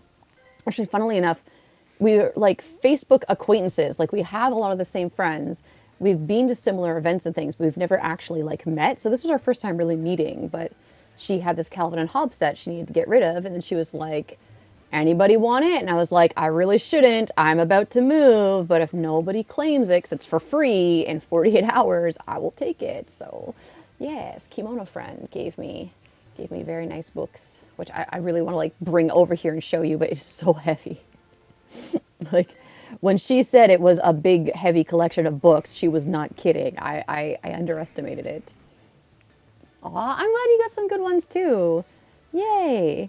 Someday we will be in the same place and we can hang out with or without kimono and Pokemon. That would be really fun, though. Kimono de Pokémon Go. I'd be down for that. I would be down. Oh, nice. You just bought your first 4 books today because you've never owned books and you've gotten into reading now. That's wonderful. I don't read as much as I would like to because I get really easily distracted. Like, I like to be doing something with my hands. But that's really nice. Once you get started, it's hard to stop. Like, I can say that much. And just, like, also good to hear that you're in a better place with yourself. Like, that's fantastic. Aww. This year's been really, really rough on a lot of people. So, like, any positivity, anything where somebody's having a win, you have an accomplishment, even just, like, the smallest things, like, hells yeah. Like, that's a fantastic move. That makes me really, like, happy. Like, legit happy. Yes, I've been thinking about Audible a lot. Also, like, can I just convince somebody to read to me while I knit? I probably could. He probably would. Yay. Yay. Yeah, that would actually be the ideal life, just to have some... I don't even necessarily need someone to read to me, but just to have someone come along and be like, okay, here, I shall turn the pages of your book for you and serve you tea. And I can just be like, ah, yes. Can you also lift the tea to my face because my hands are busy with the knitting? Oh, thank you, Catherine. Ooh, okay.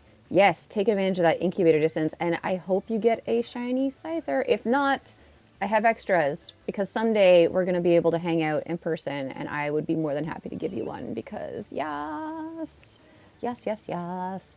I see that winky face, Leslie. I see that winky face. Excuse me, your suits, your yes, good for you, Blackheart. You need like sometimes you need that, like just to be like, nope, this is my year. And this has been such a difficult year too. So for you to make it your year and be getting yourself to a better place with all of that, that's fantastic. Like you are doing fantastic. I always feel weird being like, I'm proud of you because I don't really know you that well, but I am proud of you. Later, Catherine. Take care. I wonder, so your partner's having that kind of year too. That's true though. Sometimes all you can do is keep on keeping on. Like, and sometimes that is an accomplishment. Like, never, I don't care who you are, what point you are in your life. Sometimes just doing the basic daily tasks, just getting up, having a food, maybe you wash your face, maybe you brush your teeth, maybe you go to work, whatever it is, just those basic things, that is an accomplishment when everything is so crazy and stressful and difficult. And don't let anyone take that away from you or downplay it. Anyone who tries to tell you otherwise, you send them to me. I'm like,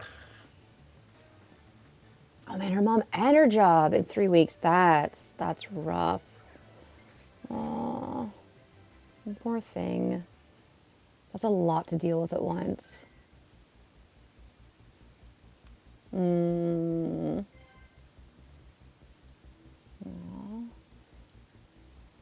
Just fighting everything we can. Yup. I mean, that's all you can really do. Put out the little fires when you can, or at least manage things the best you can. On Blackheart. This year's been a blessing for you. That's wonderful to hear. I'm kind of in the same place. Like, this year started off just horribly stressful. And then I hit this point where it's like, wait a second. Like, I'm promoted. I'm moving to a bigger place. I'm going to be moving someplace quieter where I'll be a lot less stressed out in my home. I have other non-work life related very good things happening right now, which I will not jinx by talking about it. Knock the woods. But yes, it's actually turning out to be a better year personally than I thought it would be, which is kind of awesome, even though I'm still stressed out and tired all the time. But hey, there's actually been a lot of positivity. Let's share that positivity. No more Don't Wake the Neighbor. Probably no more Don't Wake the Neighbor. But actually, I think that neighbor's gone because I haven't heard any banging in a while. And we've had some other wackadoodle neighbor who I think is above us who's been doing things like drilling, sawing, and hammering like all day long. I flipped last weekend because I finally had a day off to rest. And for 8 hours, it was just like, bump, bump, bump, bump. I was like, I mean, I don't scream often, but I screamed a whole bunch of obscenities because in the middle of the day, no one's going to get away with calling cops on me in the middle of the day for yelling at the top of my lungs. And they did go quiet for about 40 minutes so I could take a nap, and then they just went right back to it. And I was like, I'm very, very eager to escape from that. And it'll be nice because I could do things. I'm going to have to see how things go. But I'm looking towards the future and being like, ooh, I could get a TV or a second monitor or something. I could get a capture card. I could set the Switch up and actually like do streaming. And since I won't share any walls or ceilings or anything else, I would be able to maybe do some streaming of games at any time of day or night I want. I'd also maybe actually be able to call some friends and family who are not in the country because no one's going to bang on the walls and yell at me for talking in this very normal tone of voice. Maybe I'm being a little bit louder than normal right now, but like, this is a normal volume for when you're alone in your home. Like, my goodness. Can you imagine, like, you're alone in your home that you pay rent for, and you have to talk like this to your family? And this is, you have to be super quiet all the time? Like, no. I pay the rent. I make the noise if I want to. 18, about to be 19 in December. Oh, that's so, I'm excited for you. That's an exciting time. Complicated, but exciting time. I mean, I was young once. Never at heart. I am an old soul. I was born a grandma at heart, but physically I was young once. Once upon a time. Half Mexican and Canadian and living in Oregon. Ah, Oregon. Do I know anyone else from Oregon? I do not. But I also don't think I've heard, like, I don't think I've ever heard anything bad about Oregon, so that's good. I feel like I'm saying it weird. Oregon. Probably wants to say Oregon, but, you know, I sometimes butcher my vowels. Not when I'm teaching. Usually when I'm teaching, I enunciate and try to pronounce things clearly for the sake of my students. But when I'm talking with friends, everything just gets all mumbled and jumbled up. And then my voice starts to drop down like this, and I start making weird, creepy Ju-on ghost noises because I can. It's a beautiful place, to be honest. Oregon? Maybe Oregon. Yeah, I'm never sure. There's also like different, like obviously Oshawa, where I grew up, is near Toronto, but I have spent most of my life saying Toronto. And even when I'm talking to other Canadians from Ontario, they're just like, "What did you say?" And I'm like, "Yeah, Toronto." Like, I lived in Toronto for a couple of years, and they're like, "What? No, no, no, Toronto." And I'm like, "Toronto, Toronto, it's Toronto." Oregon, Oregon makes sense though. It's a beautiful place. I would like to see. So I would really like to see the U.S. at some point. Like, there's a lot of really famous and beautiful places, and I feel like you guys have like a lot of nature, kind of similar to Canada, but like some really different features. Like it'd be really cool to see the deserts. I really want to see the Pacific Northwest. I've only ever seen the Rocky Mountains from an airplane while traveling to and from Japan. Oregon. I also don't know geography. Is that more on the western side of the U.S. or eastern? I'm going to wind up streaming, and no one from outside the UK will understand a single place name I mention with my accent. That is totally okay. I think that would actually be really fun. Like, there's things like that where, like I don't know if you guys are watching TikToks. There's a girl who's really popular who's from Scotland, and it's just her accent, right? People are like, say this, say that, say this thing. And it's really fascinating for those of us who didn't grow up with that to be like, oh, how do you say things? Like, how do you pronounce these places? How do you read these words? Like, that's actually really fun and can sometimes be super successful. I don't really have exciting pronunciation. I can butcher some other languages, but hey. So I'm an Australian. Should I be offering advice with the Americans in the pronunciation? How would you read it, Mitchell? I'm curious.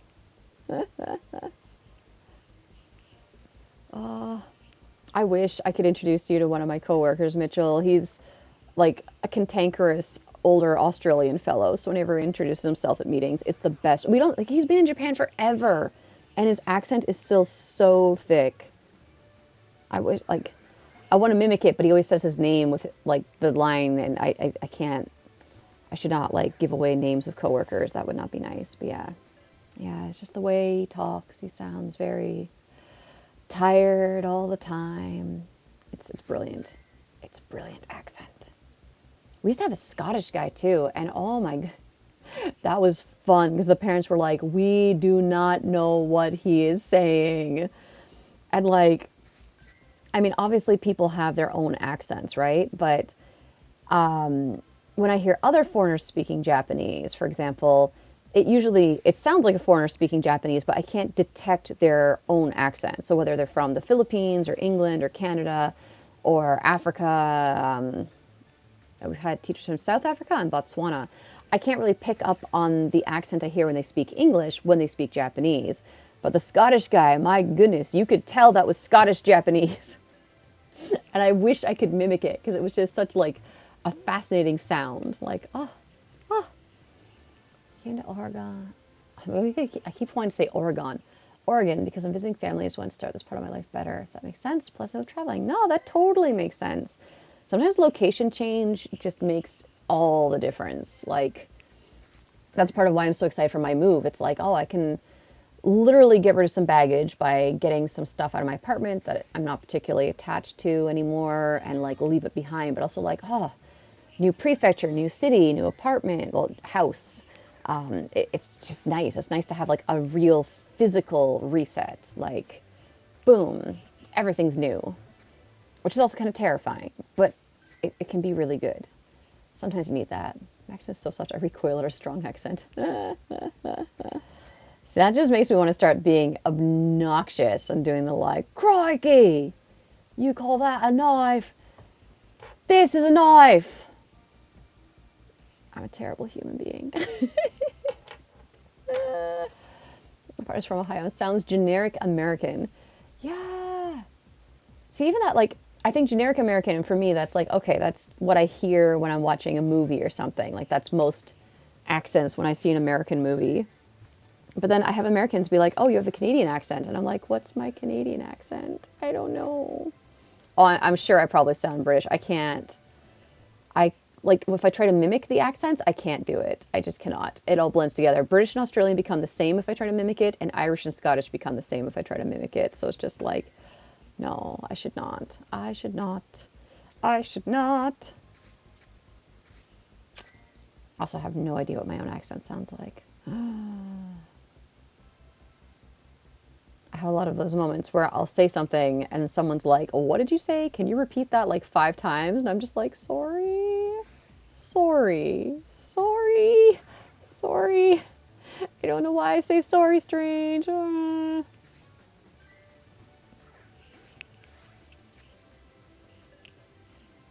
that's interesting. See, I'm in no way, shape, or form a linguist. So for me, I can hear a very clear difference between like Ireland, like Republic of Ireland accent, and a Scottish accent. But Northern Irish, like Belfast, sounds similar to Scotland to me. But I can also hear a difference between Glasgow and Edinburgh accents, but I can't place what it is. Whereas with Australian and British, it depends on where someone's from. Some of them sound very similar to me, but I can't. Like, I know obviously a Northern English accent would sound nothing like Australian to me, or like the good old stereotypical Dickensian Cockney accent would sound really different. But just like every day, like when I'm working with some of my coworkers who are Australian or English, I have a hard time differentiating. And then I feel really bad. I'm like, I'm sorry. It all sounds the same to me. Yes, I'm not that stressed anymore. I was able to get my exam from toxic relationships being now I'm having time to think. Oh, that's so wonderful. Canadian Blackheart. I'm really happy for you.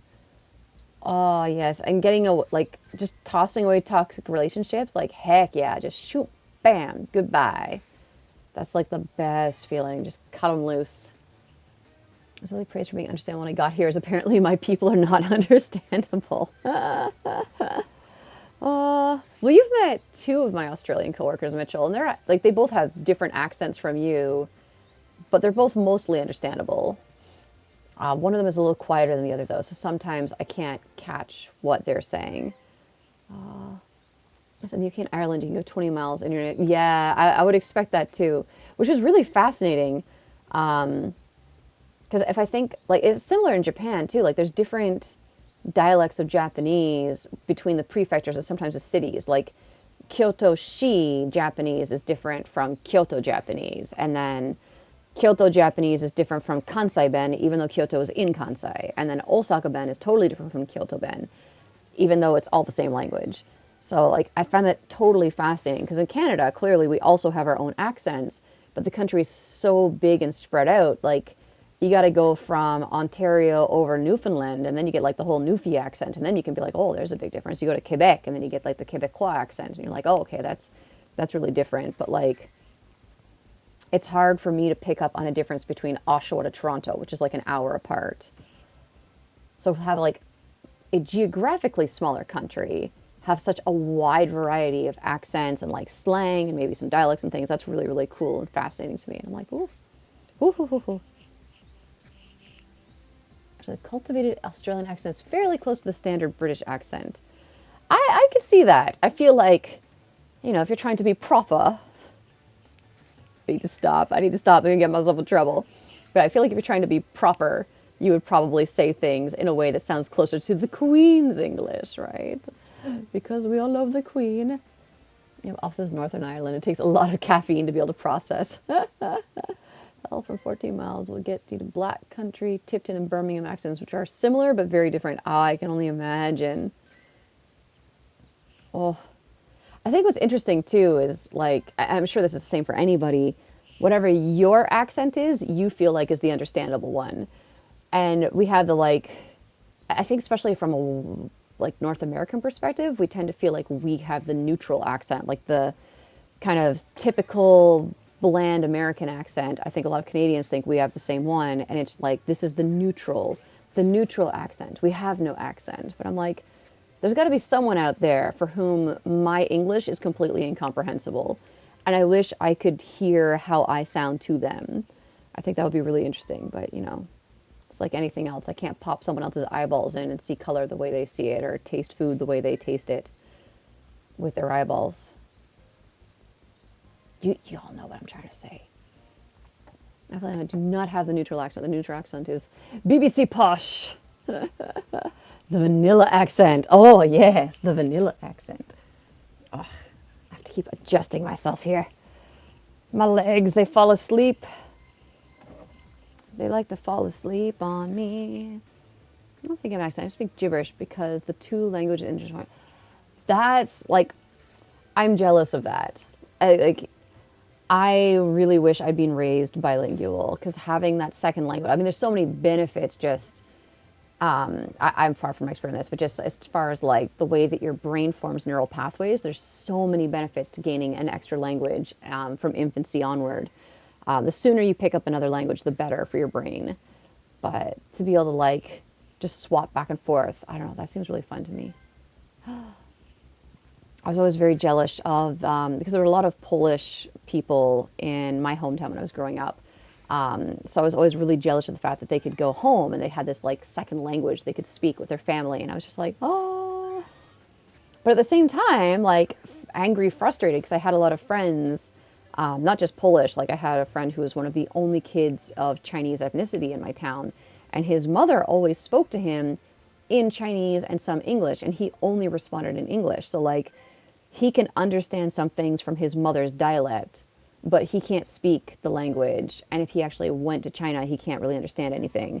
And I'm just like, that is so sad to me. Like, very sad, obviously, for the parent in the situation, but also like you had this amazing opportunity, but you felt such an overwhelming pressure to fit in with the standard that of what's normal around you that you sacrifice that. And I mean, I think we all have things like that. Like I definitely played down how smart I am because as a kid I got bullied a lot for it. So I've definitely like taken some of my own potential and just like crumpled it up and in the garbage with it. Because I mean, childhood sucks. But bilingualism, I'm just like, oh, to have a second language, just have it there. It's just there. It's in your daily life. That would be amazing. Amazing and such a sad thing to lose. Even my dad, he grew up near Montreal, so he grew up with French. So he grew up bilingual, and then once he moved to Ontario, French went out the window. And now as an adult, like he's just turned 60, he's tried to bring back some of the French because he's done some traveling internationally and it's useful to have it. But also like there are other European languages that are somewhat similar. So if you're at least listening to and using French, then you have a chance of maybe picking up some things in other languages. You'd be like, oh, that sounds familiar. Or like, oh, I think I can understand this basic grammar or how to make a sentence because it's similar to this other language I know, which is really cool. But also like, dude, dad, you had like decades where you just had this other language and you just went, peh, peh. Like, I mean, it's French, but even French, I wish. Je ne parle pas français. I studied in school, but I learned nothing. Working on learning Russian. Ooh, Russian would be really fun. Oh, yes, Russian would be a lot of fun. Lost similarities across the Romance languages. Yes. That's another one too. Like, I've been out playing Pokemon Go with friends I made in Kyoto before. So it'd be a point where it's like, there's me, the very, very white person, and then a friend from Catalan. Is it Catalan or Catalonia? She's from Catalonia and speaks Catalan. Anyway, so she's from that part of Spain. A friend from another part of Spain. A friend from Mexico. A friend from Uruguay.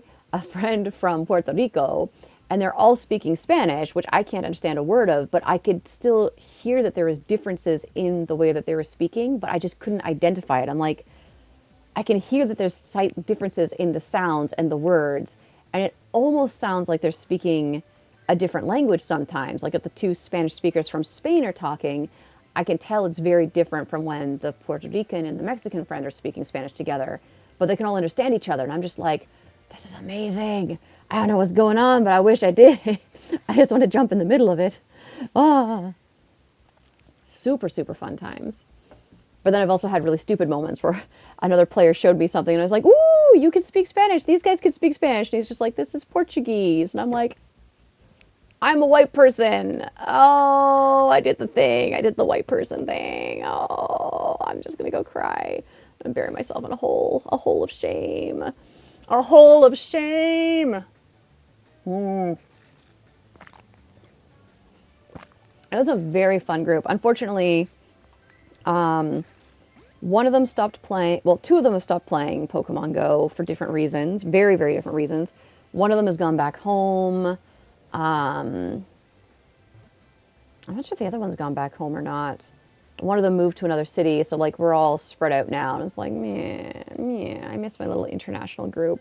It was also really fun when we had travelers coming because we'd have like, here's a little crew, but like I've met people from Israel, from Hungary, a couple of people from the Netherlands, and it's just really, really fun to like be like, oh, you know, like obviously we're meeting up to trade Pokemon or get together for community day, but it's just really cool to meet all these people from different places and be like, oh, like obviously tell me what Pokemon Go is like in your country because that's what we have in common right now. But then to hear more and more, and then hear the different languages, but also like someone in your friend group that you know really well is like, oh, hey, I've been to that place you've been to, or where you're from, or oh, I can actually speak some of that language you're speaking. It's just like, oh, this is so much fun. Like, I'm not a creepy people watcher. I don't sit on benches and just watch people, but it's really fun to be in a group of people that I'm connected to and just watch them interact and hear the things they say and watch them connect. Like, I just like, oh, this is fun.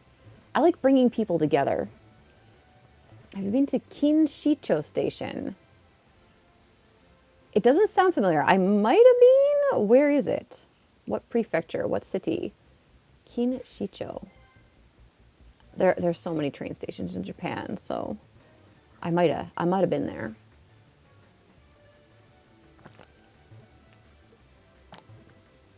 I gotta stay hydrated. She does people watch. Only watching you, Mitchell. I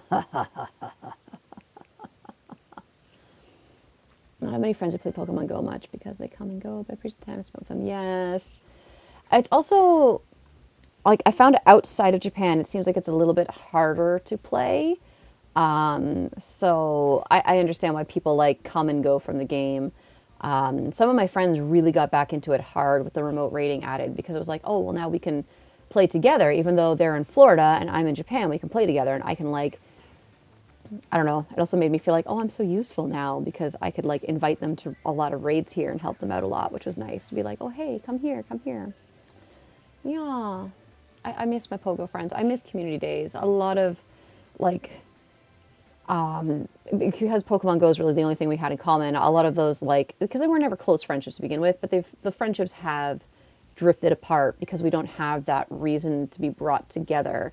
And not everybody's into texting and sending messages in a line group or Discord group. Some people prefer face-to-face interactions. Like, oh, the grind spot for Pogo with YouTubers. No, that's in Tokyo. So I might have been past it, but I haven't hung out there.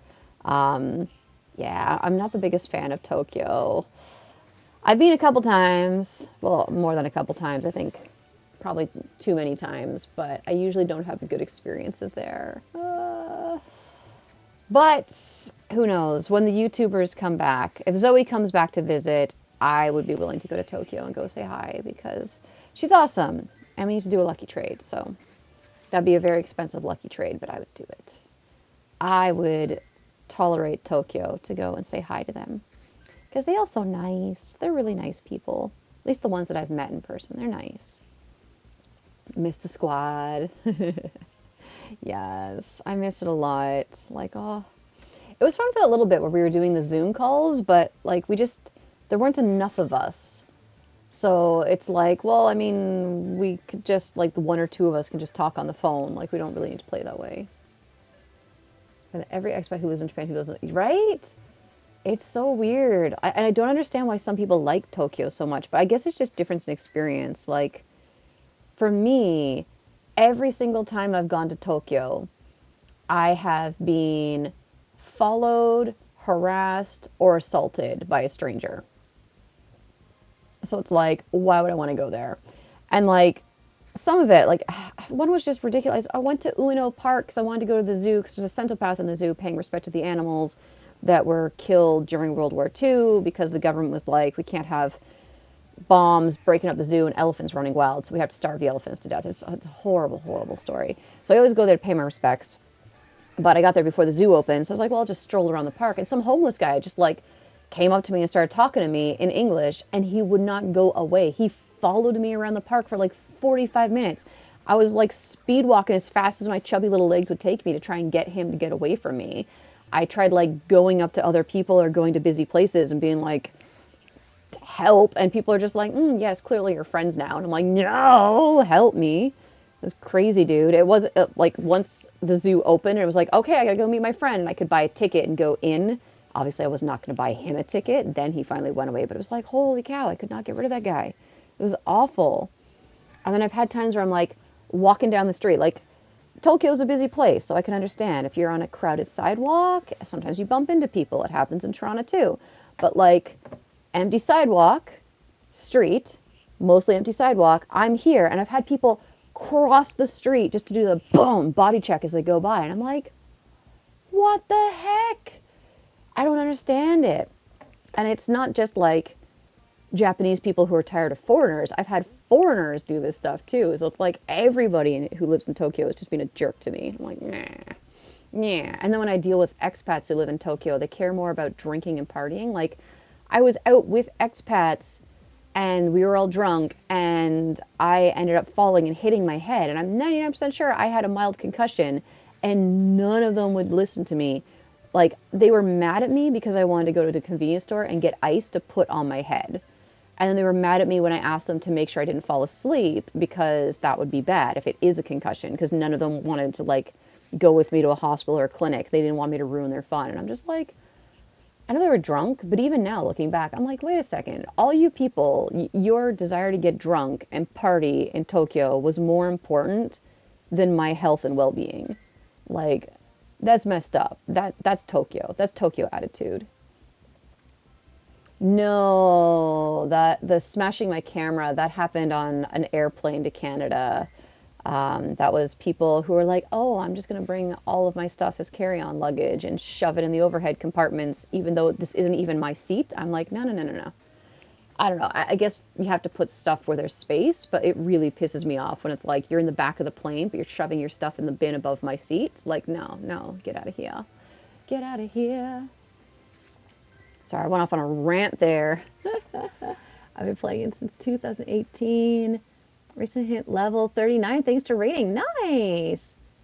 Yes, it is so good for getting out and like walking around Blackheart. Like, you're totally right about that. That's part of why I love it, because I walk a lot for work, but like, yes, it's wonderful. It's a good time.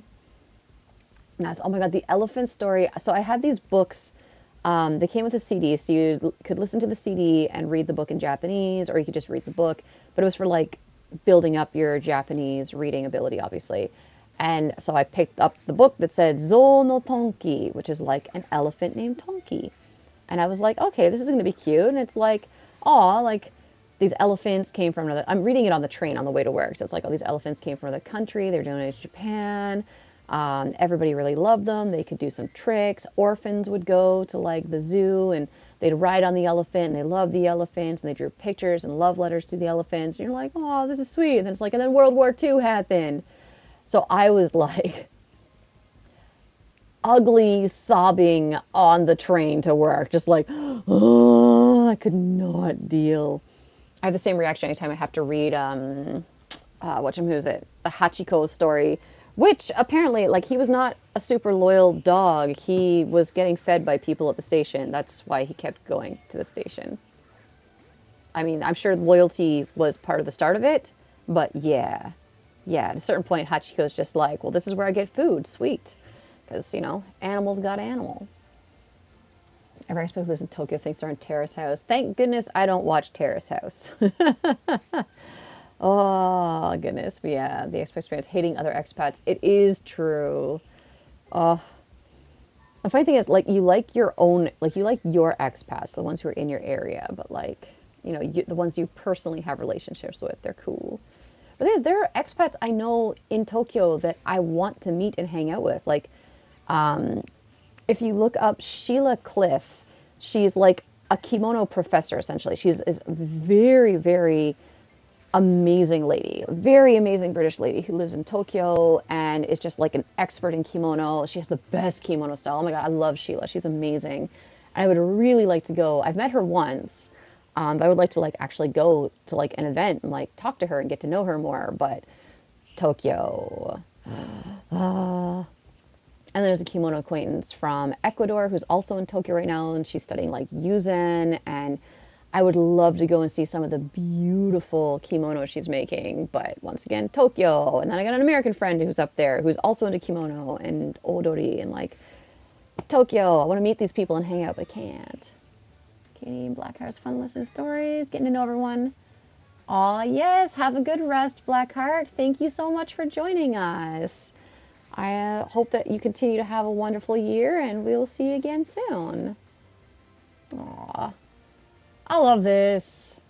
I don't know, this is really fun for me. Like, I know whenever I'm streaming, there's not that many people on, but I kind of like that. Like, we get to have this nice, like, little intimate chit-chat time. We get to hang out and talk and just, you know, share, be a part of each other's lives. It's really bothering me that the little red dot is appearing here, but there's nothing new. Usually, oh, now it's gone. I just had to complain. I just had to complain loudly and make myself look like a fool. I had to look like a fool. Actually, I'm pretty sure I have books by Sheila. Just a second here. I'm going to try and move without flashing you guys because the kimono is open. The kimono is open. Ugh. Bleh, bleh, bleh. You saw nothing. I do. There we go. The Social Life of Kimono by Sheila Cliff. Yay. Ignore the dust. Everything in my room is dusty. Oh, does it have a picture of her in here? She's just a super awesome lady. Yum, yum, yum, yum, yum.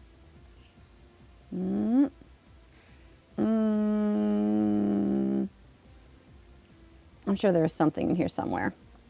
There has to be. Oh, but that's her friend. Come back, come back. I saw her picture for a second. Oh, I lost it. Anyways, Sheila Cliff. Very, very amazing lady. If you are interested in knowing more about kimono, especially if you don't know any Japanese at all and you need English, she's just amazing. Amazing. Amazing. I always have people feel about capitals because everyone outside London pretty much hates London. I wonder about that. I know I sometimes think it's just a big city thing. And like there's lots of like, I don't know, there's a lot of convoluted reasons to not be a fan of the big city. But I know in Oshawa, like everybody's like, yeah, Toronto's the best. Let's go to Toronto. And like, yeah. But also like, it really does take over a lot of things when it comes to voting for stuff. Now I'm distracted by Kimono Book. I want to see if there's pictures of my friends in here. Have I told you guys that there's pictures of me in a couple of Kimono Books? And I'm just like, how did this happen? One of them is just embarrassing because my outfit was terrible. But. Da da da da da da da da da da da da da da. Actually haven't properly read through this book. I buy a lot of books and then I don't read them because I'm a terrible person. Oh my goodness. Oh, there she is. That's a friend of Sheila's who does like amazing kimonos. Her works are just beautiful. And my acquaintance from Ecuador right now is studying with her. And I'm just like, I want to go meet all these people. I miss kimono events. I miss fun. I miss Pokemon Go events. I miss kimono meetups. Like, come on, come on. Come on. It was the third base today, I think, and I love it. It lends too much for me. No! What's the no, Michi? What did I do? What are we knowing? I can handle it for 48 hours, go see a couple shows, and then I'm done. I want, yeah. Like, growing up, I was like, yes, let's go to Toronto. But I grew up in a suburb. So going from suburb to the big city was like, yeah. But now all I want is quiet and countryside. Just like, give me some peace and quiet. Oh, there's Sheila. That's Sheila.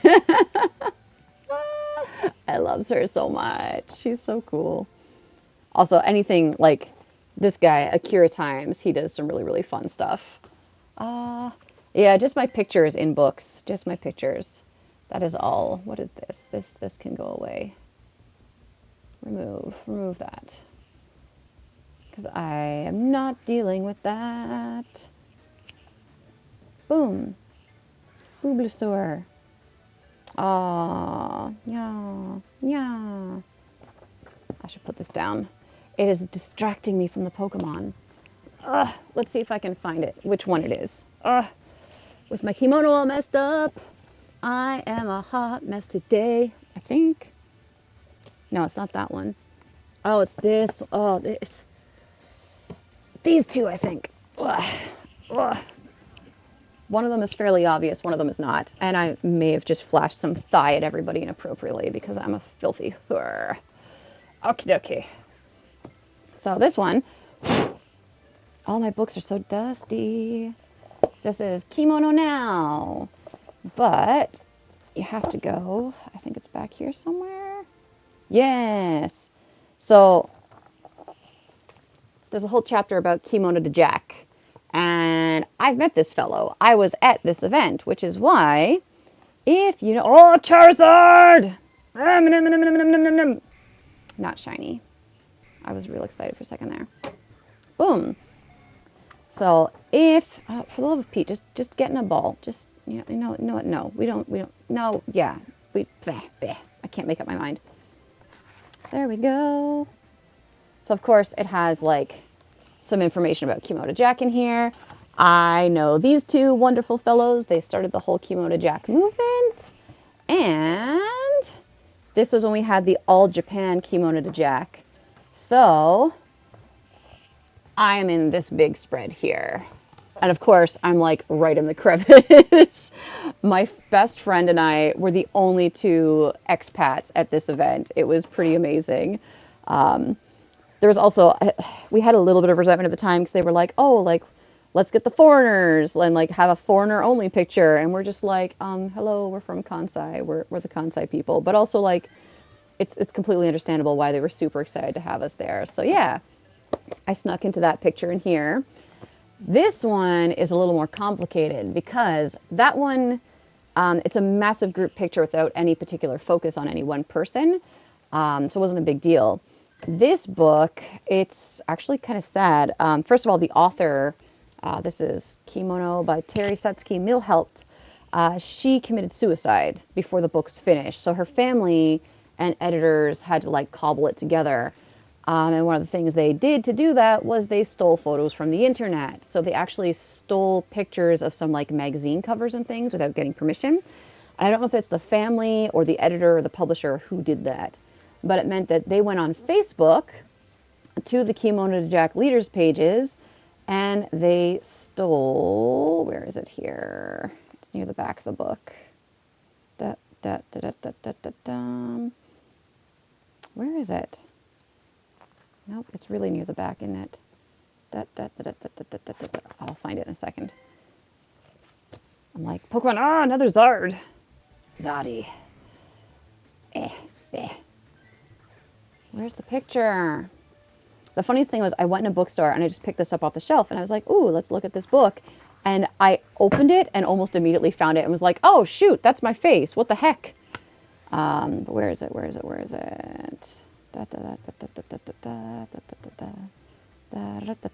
pretty sure it's this one.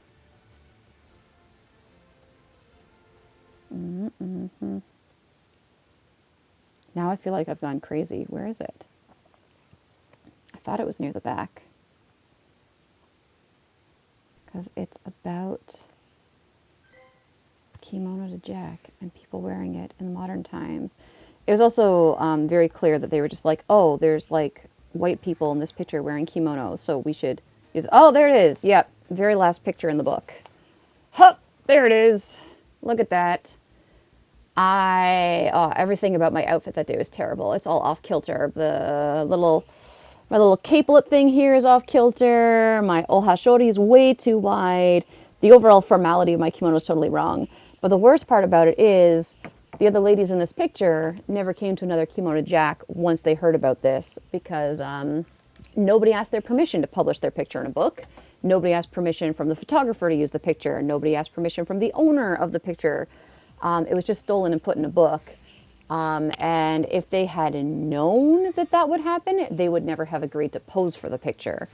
So it actually drove some of my friends away from kimono events, which is really upsetting. For me, it's just kind of like, I'm in a book. I look like a potato, but I'm in a book. Wow, I made it. And, you know, I would tell like friends and family, like, oh, go look in your local bookstore, go find that book. I'm published, go find it. I thought it was kind of entertaining, but for my friends where privacy really, really matters to them, that was super upsetting. And friends who aren't even in that picture were so scared that it would happen to them that they didn't want to come. So they're like, well, they put your picture in there to be like, oh, look at the token white people. Let's slap this picture in this kimono book. And they didn't want to be like the token foreigner in someone else's book, which is just like really heartbreaking. You know, like, I don't know. I looked into it a lot at the time. Actually, I talked to Sheila about it because I was talking about it online and it was like, this is pretty cool. Like I'm in a book, but also like, how did this happen? And then my friends who were upset got really upset. So I was trying to get answers and Sheila was like, yeah, they absolutely stole those pictures and they have no right to do that. You can contact the publishers and da-da-da-da-da-da, but maybe nothing will come with it. I think it's a British publisher that did it. A British publisher stealing it from somebody's Facebook page in Japan. It's just like so sketch. Why would you do that? And we also confirmed with the guy who owns the photograph that he was never asked permission for it. But that's another thing in Japan. I don't know if this is true everywhere else. This is when I found out that if you pose for a photo in public, other people are allowed to take your photo. So if my friend says to me, hey, stand in front of that temple, like, let me take your picture. And I go, okay, other people can now take my picture too. And the photographs are always the property of the photographer. So if I agree to have my picture taken, I am basically giving permission for them to do whatever they want. Now, obviously, if they did something with a picture that's like really harmful, or I don't know, maybe if they're making a profit, I would probably have room to like take some legal action. But for the most part, the owner of the photograph has all rights to it and the person in the photograph has no rights. So you have to make it clear that like, no, you cannot take my picture. But I just assume it's the same in other places because otherwise, I don't know, like with security cameras and things everywhere, like your picture and videos of you are being taken all the time. So how do you police those things? How do you legislate that? I have no idea. I'm not a medical doctor. I don't know nothing. I feel like I'm ranting a lot today. I can't imagine opening a random book and finding your picture, right? Like it was surreal. And I was with a friend of mine who, like one of my best friends who also likes kimono, and she saw that and she's not in the picture, but she was just like, holy heck, no, I'm never going again. She's actually in that big group picture, but she's even more in the crevice. So she was pretty happy about that. She's like, all right, cool. Like, she didn't give permission for that, but also like, it's such a massive group picture. Like no one person is the focus. So I don't know. Yeah. Yeah. Heartbreaking when somebody is a jerk. Yes. The photographer owns the copyright. That's the thing. Like, I think the Kimono to Jack owner, I think it's one of the leaders who took the picture. So they own the picture. So they could take legal action against that publisher. I think they can absolutely do something. But they were like, it's no big deal. It's a picture. Like, they're not bothered by it. And they weren't willing to do anything. So it's like, okay. Yeah. There's only 4 of us in that picture. And 2 of them were really upset and wanted something to be done.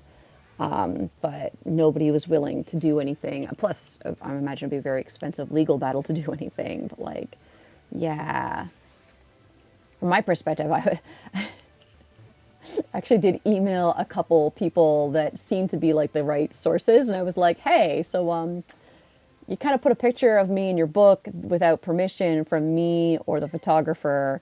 And I don't mind being in the book. It's just not a very flattering photograph. So if you want like new photographs of white people in kimono in Kyoto, like I can give you a better photo. I would be happy to give you a better photo. Please let me give you a better photo. Like in that picture, everyone else looks fabulous, but I'm very clearly the white person who just threw their kimono on in the dark. Like, oh my God, it's awful.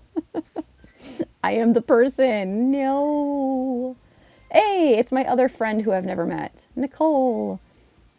There's two of them who put lures out during events in this building, like in this neighborhood. So I just assume it's this building, but they obviously live in the same range that I do. So, you know, they're around. Who? Oh, I got really excited because I thought I was getting a line message, but it's just other things. So like, meh. Oh, but one person got a shiny Mawile today. That's good to see. That's good to see. I want one. I want one. Only like 30-ish minutes left. Part of me is like, I should stop and go eat. But like, yeah, I can gum on to the end of the 30 minutes and then I'll order some food. I want to open that other box of cards, but also I'm lazy. Yeah. Maybe I'll save it and open it in the new place. Be like, new home, open box. This is a very hard haichu. This is going to take a while. I'm sorry, everybody. When they're cold, they're so hard to chew. Maybe that's why they're high chew. They have a high chewy factor.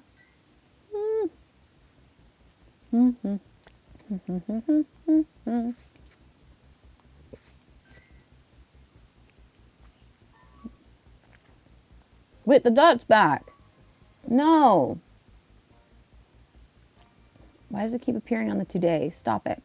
Stop your nonsense. All right, come on, come on, come on, come on. Shiny! I tried. I tried to make it a shiny. I tried my best. I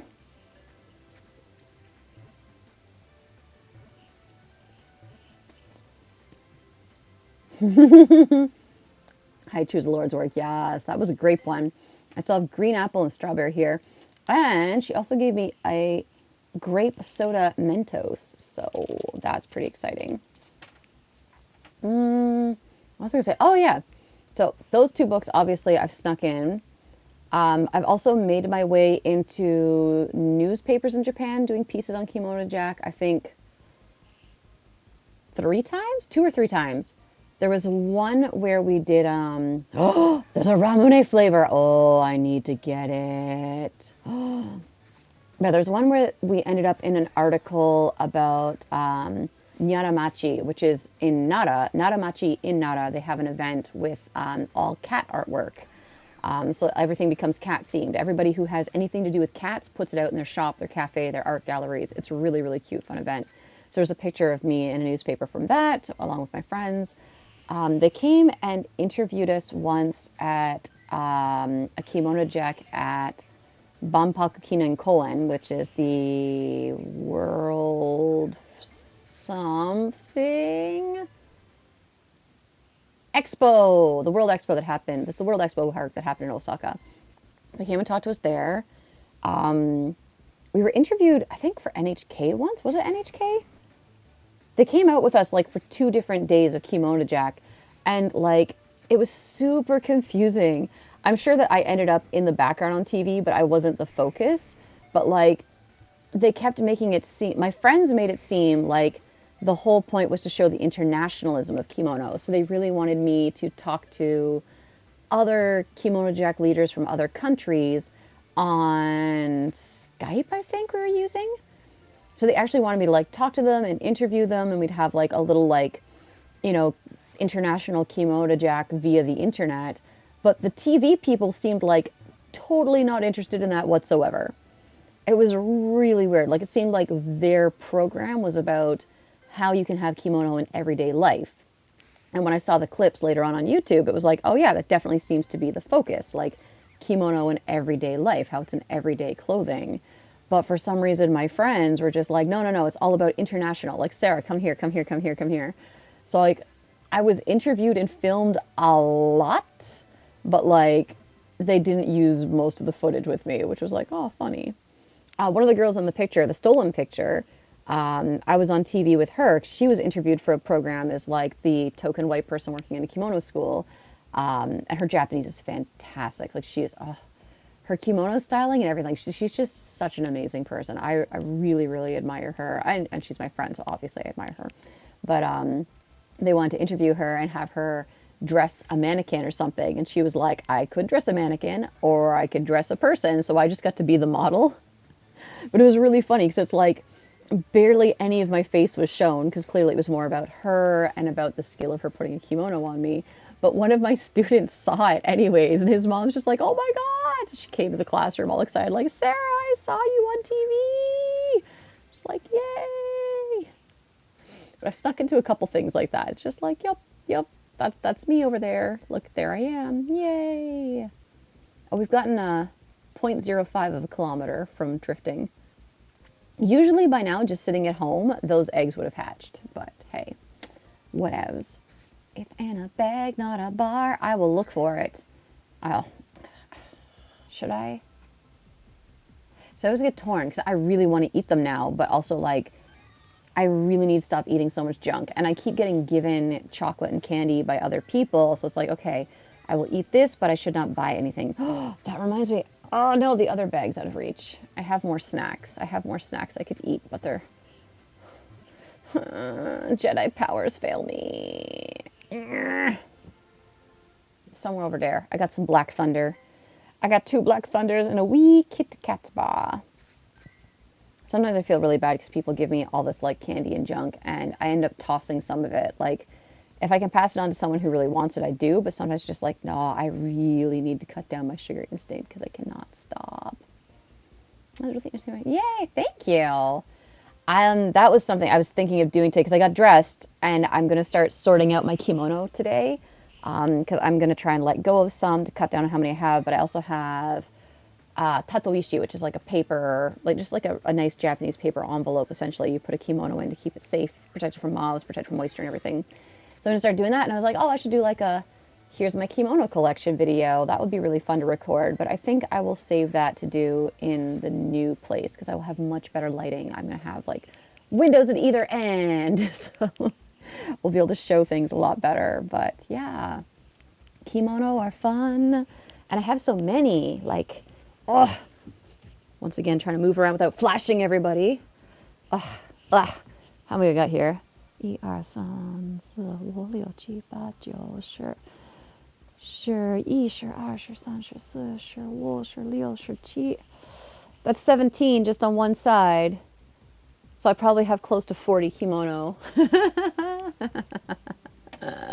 And that's the ones that I'm keeping at the moment. I'm going to try and cut a couple from it. Top shelf is obi, and then here's like a mix of kimono, obi. My hakama are here. My furisode are here. And then I've got like some summer kimono and yukata and more obi at the bottom. And then this is just like all the stuff you need for getting the things on. And before anyone comes at me about flipping cultural appropriation, all right? I went to kimono school, okay? I freaking... Bam! Kyoto Kimono Gakuin. I went to kimono school. I only took 2 levels, and then I was like, this is too expensive. I quit. But I have properly studied how to wear what I'm wearing, so leave me alone. Get off my back. Get off my back! Would I walk around and hang out like this in Canada? Probably not. I would be a little more sensitive to other people, but in Japan, it's okay to wear Japanese clothing. Oh... I just keep going off on rants today. I want a Mawile. Why am I not getting the shiny Mawile? I want it. I want the shiny Mawile. I've also been talking so much, so I'm just going to be like this for the rest of the day. I need to send Kevin some annoying messages now.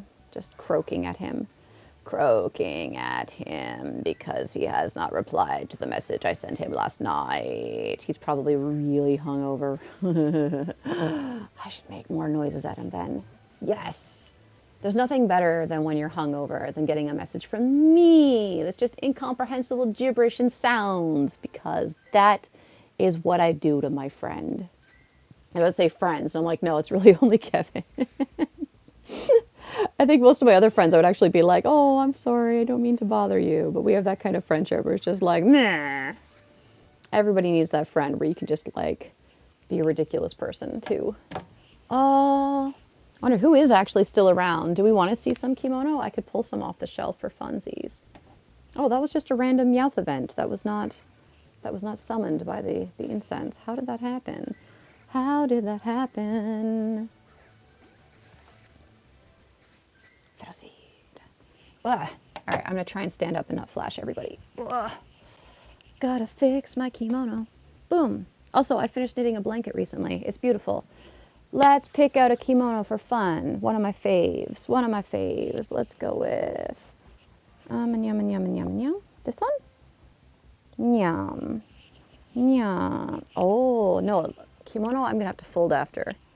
Maybe I should pull out an obi for you guys. I don't know. Oh, no, that's my Furisode. Oh, there's so many. I can't choose. I'm like, I want to show things now. Now I'm all motivated to stand up and do stuff. No, we don't want that Squirtle. We don't need you, Squirtle. My Oshiire is all messed up, I'm sure. I bet my Obi's messed up. Let's just show you Obi. That's easier. Let me show you my treasure. Oof. My absolute favorite. Did you miss the sound of crinkling? I bet everybody missed the sound of crinkling. All right, let's do this because now I want to wrap myself in my blanket. Yay! Yay! Yay! I finished this week. It's beautiful. Everybody should learn how to knit. It's a very good skill to have. Unown. Yeah, I don't even care anymore. I'm over this event. All right, this is my favorite obi. Ta-da! This is an antique. I'm not exactly sure how old it is. Obviously, pure silk. You can see that beautiful green shine. It's got embroidery down here. All of this is embroidered, obviously embroidered by hand as well. And it's just a very badass bird. Like, look at how ridiculous this is. I saw it. It was a tough choice. It was a choice between this and then there was like a bright, basically this color pink obi with something that looked more like a peacock on it, which was also very, very awesome. But I was like, I could only choose one because they were fairly expensive. But I was just like, I want both. But I went with this one because usually this kind of a bird you would see on boys' clothes and sometimes men's, but you'll see like little boys for Shichigo-san and other events, they will have like a hawk on their haori, sometimes on the pattern of the kimono. So to get one that's on a woman's obi, I was just like, yes, my inner 12-year-old boy needs this. And it's just the colors, like that is some hot pink and like this, not quite, what would you call that? It's not a lime green. Puce, maybe? I don't know. And like I said, this is all hand-stitched silk thread. Like, you can't really see it that well from a webcam, I'm sure. But, like, this is just a stunner. It's one of my favorites. And I don't think there's any embroidery. Yeah, there's no embroidery on the tare, which means that... Oh, no, there is. Haha, I'm crazy. There's also a little bit here. So I can show that when I put it on. So that's off at the front. And then I got my big old bird in the back, doing its thing. I thought the silk might have summoned a Mawile, but it didn't. A shiny Mawile. Oh, someday, perhaps. Yeah, this is one of my absolute favorite flea market finds. As you can see, it does have like a little stain or two on it because that's what happens when these things get worn and loved. But, oh, the embroidery. Oh, it's so beautiful. Now I'm just going to look at it. You guys can't see it anymore. Oh, it's amazing. One of the things, like, you can't tell from where you're sitting, but, like, these threads in these feathers are really defined because you have to hand twist the silk floss as you embroider it. Whereas in this area, this is not as defined and it looks more fluffy because the silk was not twisted as much. So because it wasn't twisted as much, it has a softer feel to it. And same thing here, like these pine needles are all twisted, so they're very, very strongly defined. But there's not as much of a twist in this shading that's meant to create the shape of the branches. And then there's also like a different style of twisting in here to get that sense of like the lichen growing on the branch of a pine tree. So it's just amazing. It's one of my favorites.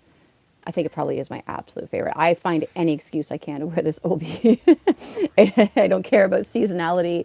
I don't care about time, place, occasion. I'm just like, I need to wear my giant, ridiculous hawk because yes, yes, yes, yes, yes, yes. Oh my goodness. It's a gorgeous blanket. Thank you. Chartreuse. Oh, that might be the right word for that color. Yes, yes. Spectic, hello, welcome.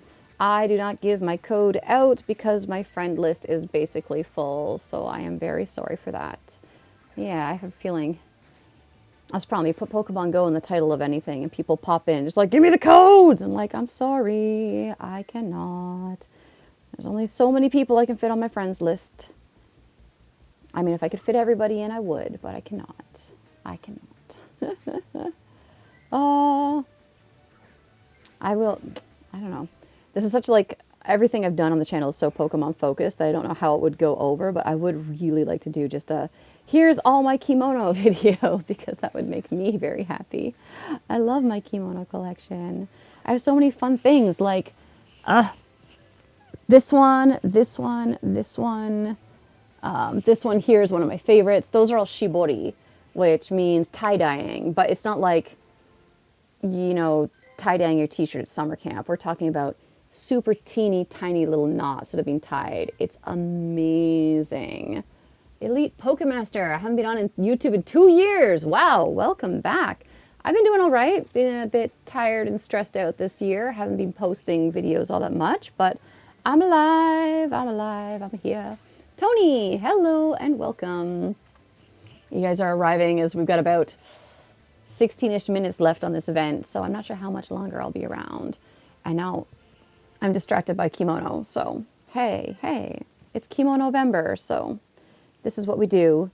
Some y'all do no shave and no other thing Novembers. We do Kimonovember because it's Kimono November. Kimono November. Actually, next Sunday, November 15th, 11/15 is Kimono no Hi. I can't remember why. It's got something to do with the pronunciation, but we can do it. Making temari is so much fun.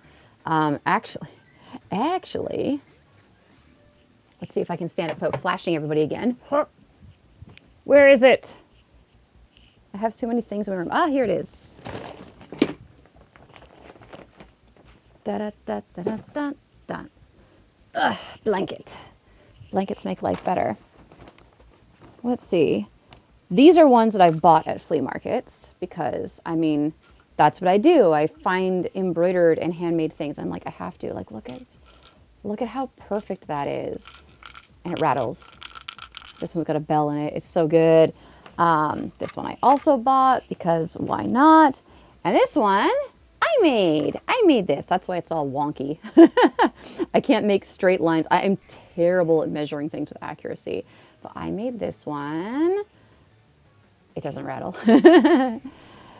It's actually like super satisfying too, because if you do other crafts, you can use your scrap threads, fabric, wool, whatever, to make the initial ball in the middle. This is another one that I purchased. You can tell it's a little discolored from its years, but it's so pretty. Like, aw. I tried asking the vendors at the flea markets too, like, who made this? Like, can you tell me the story of it? And they're always like, I don't know. And I'm like, please. Oh, thank you for the surprise. All right, Mitchell, take care. I hope you have a wonderful day. And hopefully I can see you before I move, but I know it's going to be a little bit tricky, so take care.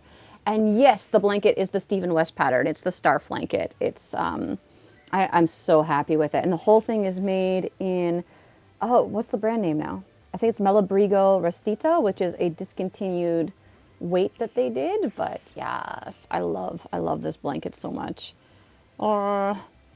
I'm trying not to use it too much because it does like, I don't know what to call it. The wool's getting a haze on it very quickly. Like, it's clear that this wool would felt very, very easy. So, very, very easily is what I should be saying. English teacher, darn it. But, who's it? I want to try and keep it in good shape and avoid too much of the fuzzy hazing going on until I move so I can take pictures of it in the new place. And then I can just like roll around in it and let it do whatever it wants to do and just be ridiculous. Yeah, it's so super soft. So super soft and comfy. Ooh, and the painting bricks. I was thinking about doing that shawl too. It's really nice. I like some of his geometric patterns he's been doing. What else do I have in here? Oh, I have some more that I've made. I made these ones. This was from a kit. So you just had to follow the instructions. And then, of course, I was like, well, now that I've mastered it, I have to make 2 more with the exact same kind of chrysanthemum pattern because that's what you do. That's what you do. Also, like these ones that I've wrapped, like these are, if I were to throw this at you and hit you in the face, it would really, really hurt. Whereas this one is like, I think it's got a styrofoam ball in the middle. It's not good quality stuff, you know. Ideally, if you really, really know what you're doing, you would be able to put a bell or some other rattle in the center and wrap it so tightly with thread that it bounces. Like a traditional temari should be able to bounce. But they are, I don't know, they're super fun. I have one that's in progress that I haven't finished yet that kind of, it almost looks like a Celtic knotwork pattern, but I gotta finish it up someday. Oh, I made a teeny one apparently. I got carried away. I got books of instructions. There's another one that I bought. And I'm like, this is in progress. This is just scrap wool. I put a bell inside because you could use cat toys. And then you got a bell and it's already a ball. Like, it's perfect. You don't even have to think about it. Yeah. Wakayama seems to have a lot of temari in decorations and things. So I think they might be known for it. So I'm really excited to like go and maybe take a temari class, like actually sit with a teacher and have them show me the ropes. Cause yeah. I also have a lot of cat toys in here. What is this? See, I get carried away. I got really excited about the concept of making temari, and I bought all these cat toys to put as centers in the balls, but now I just got a whole bunch of Suzu. Suzu everywhere. All right, now I've got to pull these back in the bag. I'm so easily distracted, but I just love handicrafts. I love things that are made by hand. It makes me happy. It makes me very, very happy. It's something that I like to do, and it's something that I like to support. I like to learn new things. It's really fun. Oh my God. I got to think about what am I going to eat.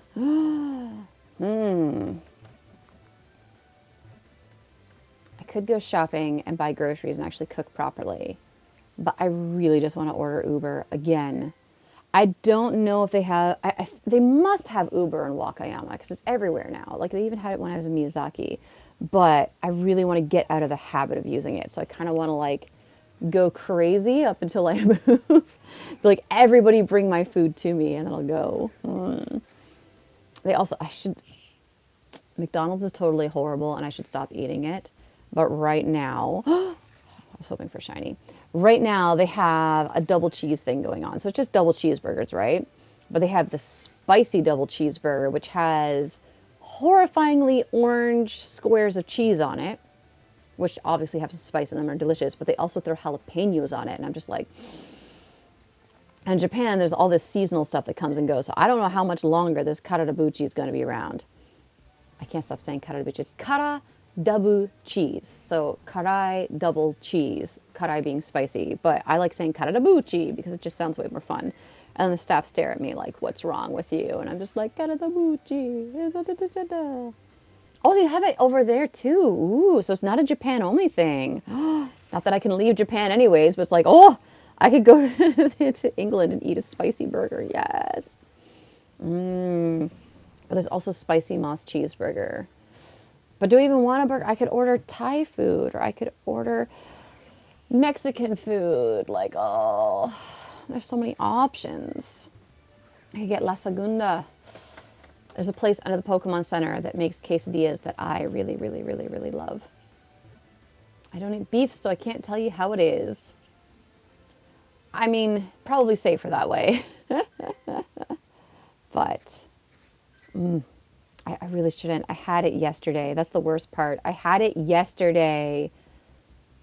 We had a work meeting all day, and the classroom we were meeting at is right beside a McDonald's.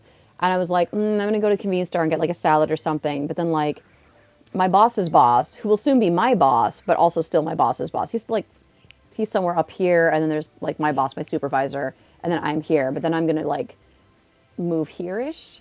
But yeah, yesterday he was like, I'm going to go to McDonald's. Anyone else want to go? And I was like, I shall follow the boss's boss's boss's boss to the McDonald's because that seems like a good excuse to eat yet another spicy burger.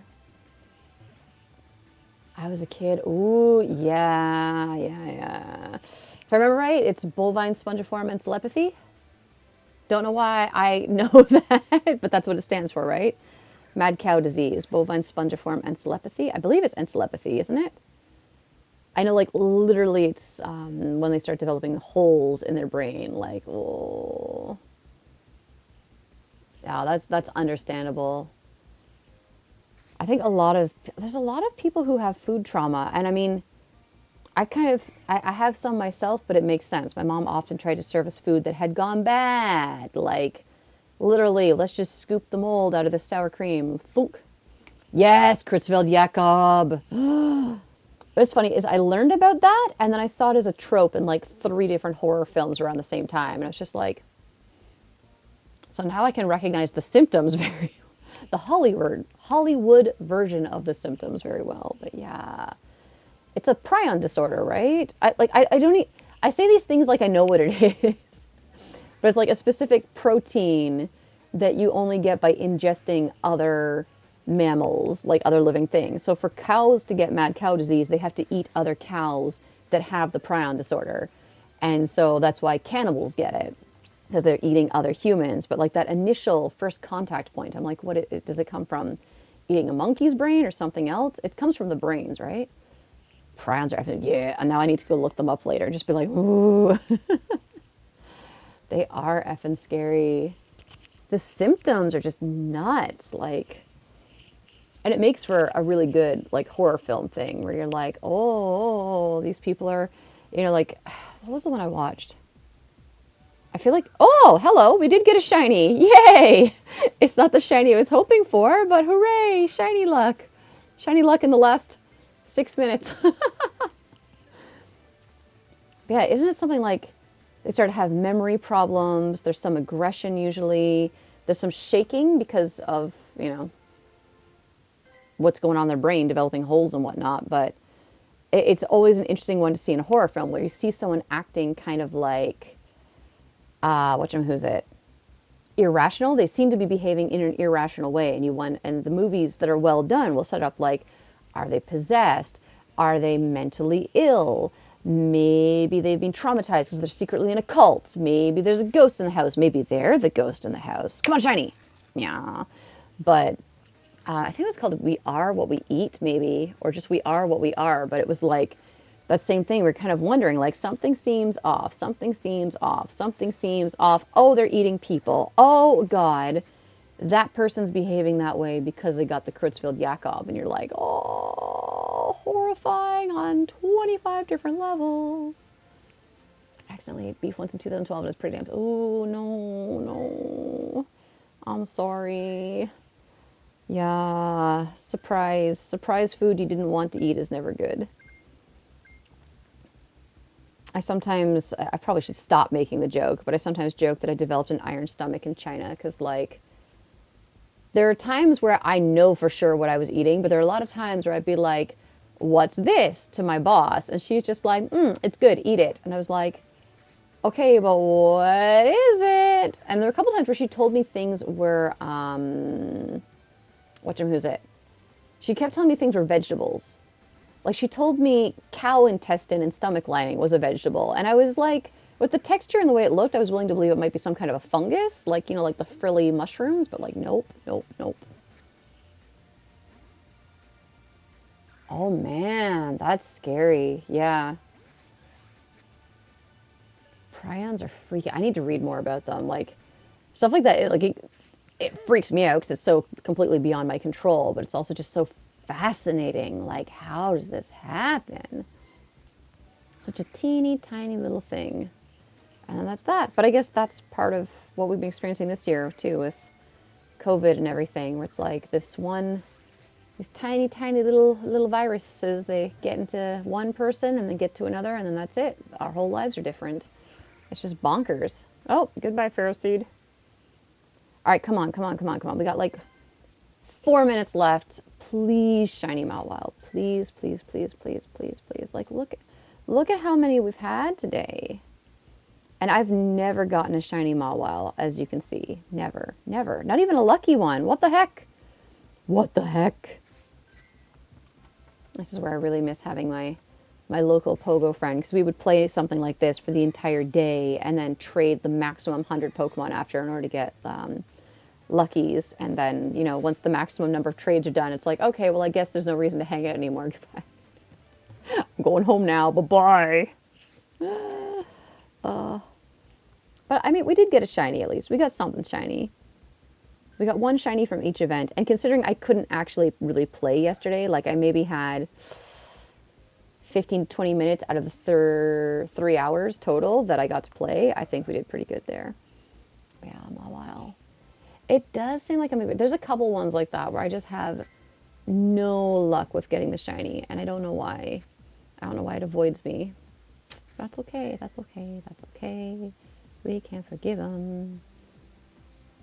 I know Duskull was one of those for me. I ended up getting 2 of them during this Halloween event. But this one actually inherited from Braish. But he gave it to me as it was already a Dusclops. It was already evolved once, so I really needed the Duskull in order to have the full thing in my Pokedex. So it was driving me crazy because everyone around me was getting them, and I just couldn't get one. But finally, this was my Halloween year. Finally got it. Same with Drifloon. Finally got my shiny. I had one that a friend traded me, and then I finally got my own. I was like, yay! I finally got to experience the sparkles. The sparkles and the shine. Yeah. Oh my gosh. All right, well, there's only 2 minutes left on this event. So I think I will start wrapping up now because I definitely need to eat. I should probably go to the bathroom and then drink the rest of my water. So I think when the event ends, I will end the stream and I will go do life things, adult things, mature things that people who care about living do. Yes, food is definitely going to happen. I was debating, do I want a pizza? What do I want? I want everything. I want everything, and I don't have the stomach to do that. Like, I don't know. I've been in Japan too long. Hey, John. Yes, I saw. Thank you. Did you have any luck with shinies during the event? I just got a Minccino. No Mawile for me, but that's okay. That's okay. Is it the same K I just caught? I think it might be. Let's just throw a ball at it anyways. Yeah. Oh, back to another Pharaoh Seed. No, I want Mawile.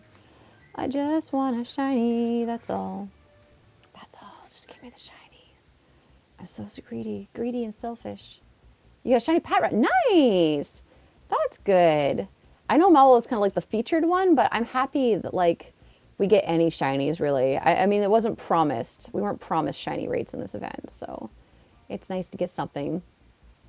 No shiny. I don't think Pharaoh Seed or Unowns are shiny yet, though, are they? Maybe they are. I haven't seen anybody post screenshots of them, so I don't think they gave us shiny Unknowns for this event. And Pharaoh Seed might have done. Oh, but it's 2 o'clock. So that's true. I think it's done. I think the event is over. I might have one more Pokemon show up, but it shouldn't be an event Pokemon. Hey, Oni! Dropping in just as the event has ended here. Oh, dear. All right, well, I've been at this for like the last 3 hours, so yeah, don't feel bad, John. I think you did pretty well to get any shiny with this. And if you got some of the Unknowns, that'll be good for trading things. But yeah, I don't think I got anything else exciting. Yeah, no new hundos. Only shiny was this Minccino in the very last last 5 minutes there. Like, hello, friend. I love its noise. So cute. Okay, okay. I need to go get some foods in me. Oh, Jigglypuff! I need to go get food. I'm so easily distracted. Like a child with ADHD, except without the H part, because I'm lazy. So lazy. Okay. Thank you, everybody, who came and hung out with me today. This was totally unplanned, what's the word I'm looking for? Spontaneous live stream for this event. So I very much appreciate you guys who made time to drop in. Hope you have a fabulous day, and I will try to make another video or something soon. I promise. I will try. I will try my best. I'm very busy and stressed, but I will do what I can. Love you, Pokemon people. Poke people. Oh my god, I forgot my own thing. Love and appreciate you, Poke people. Have a wonderful day. Take care of yourselves and each other, and I will see you in the next one.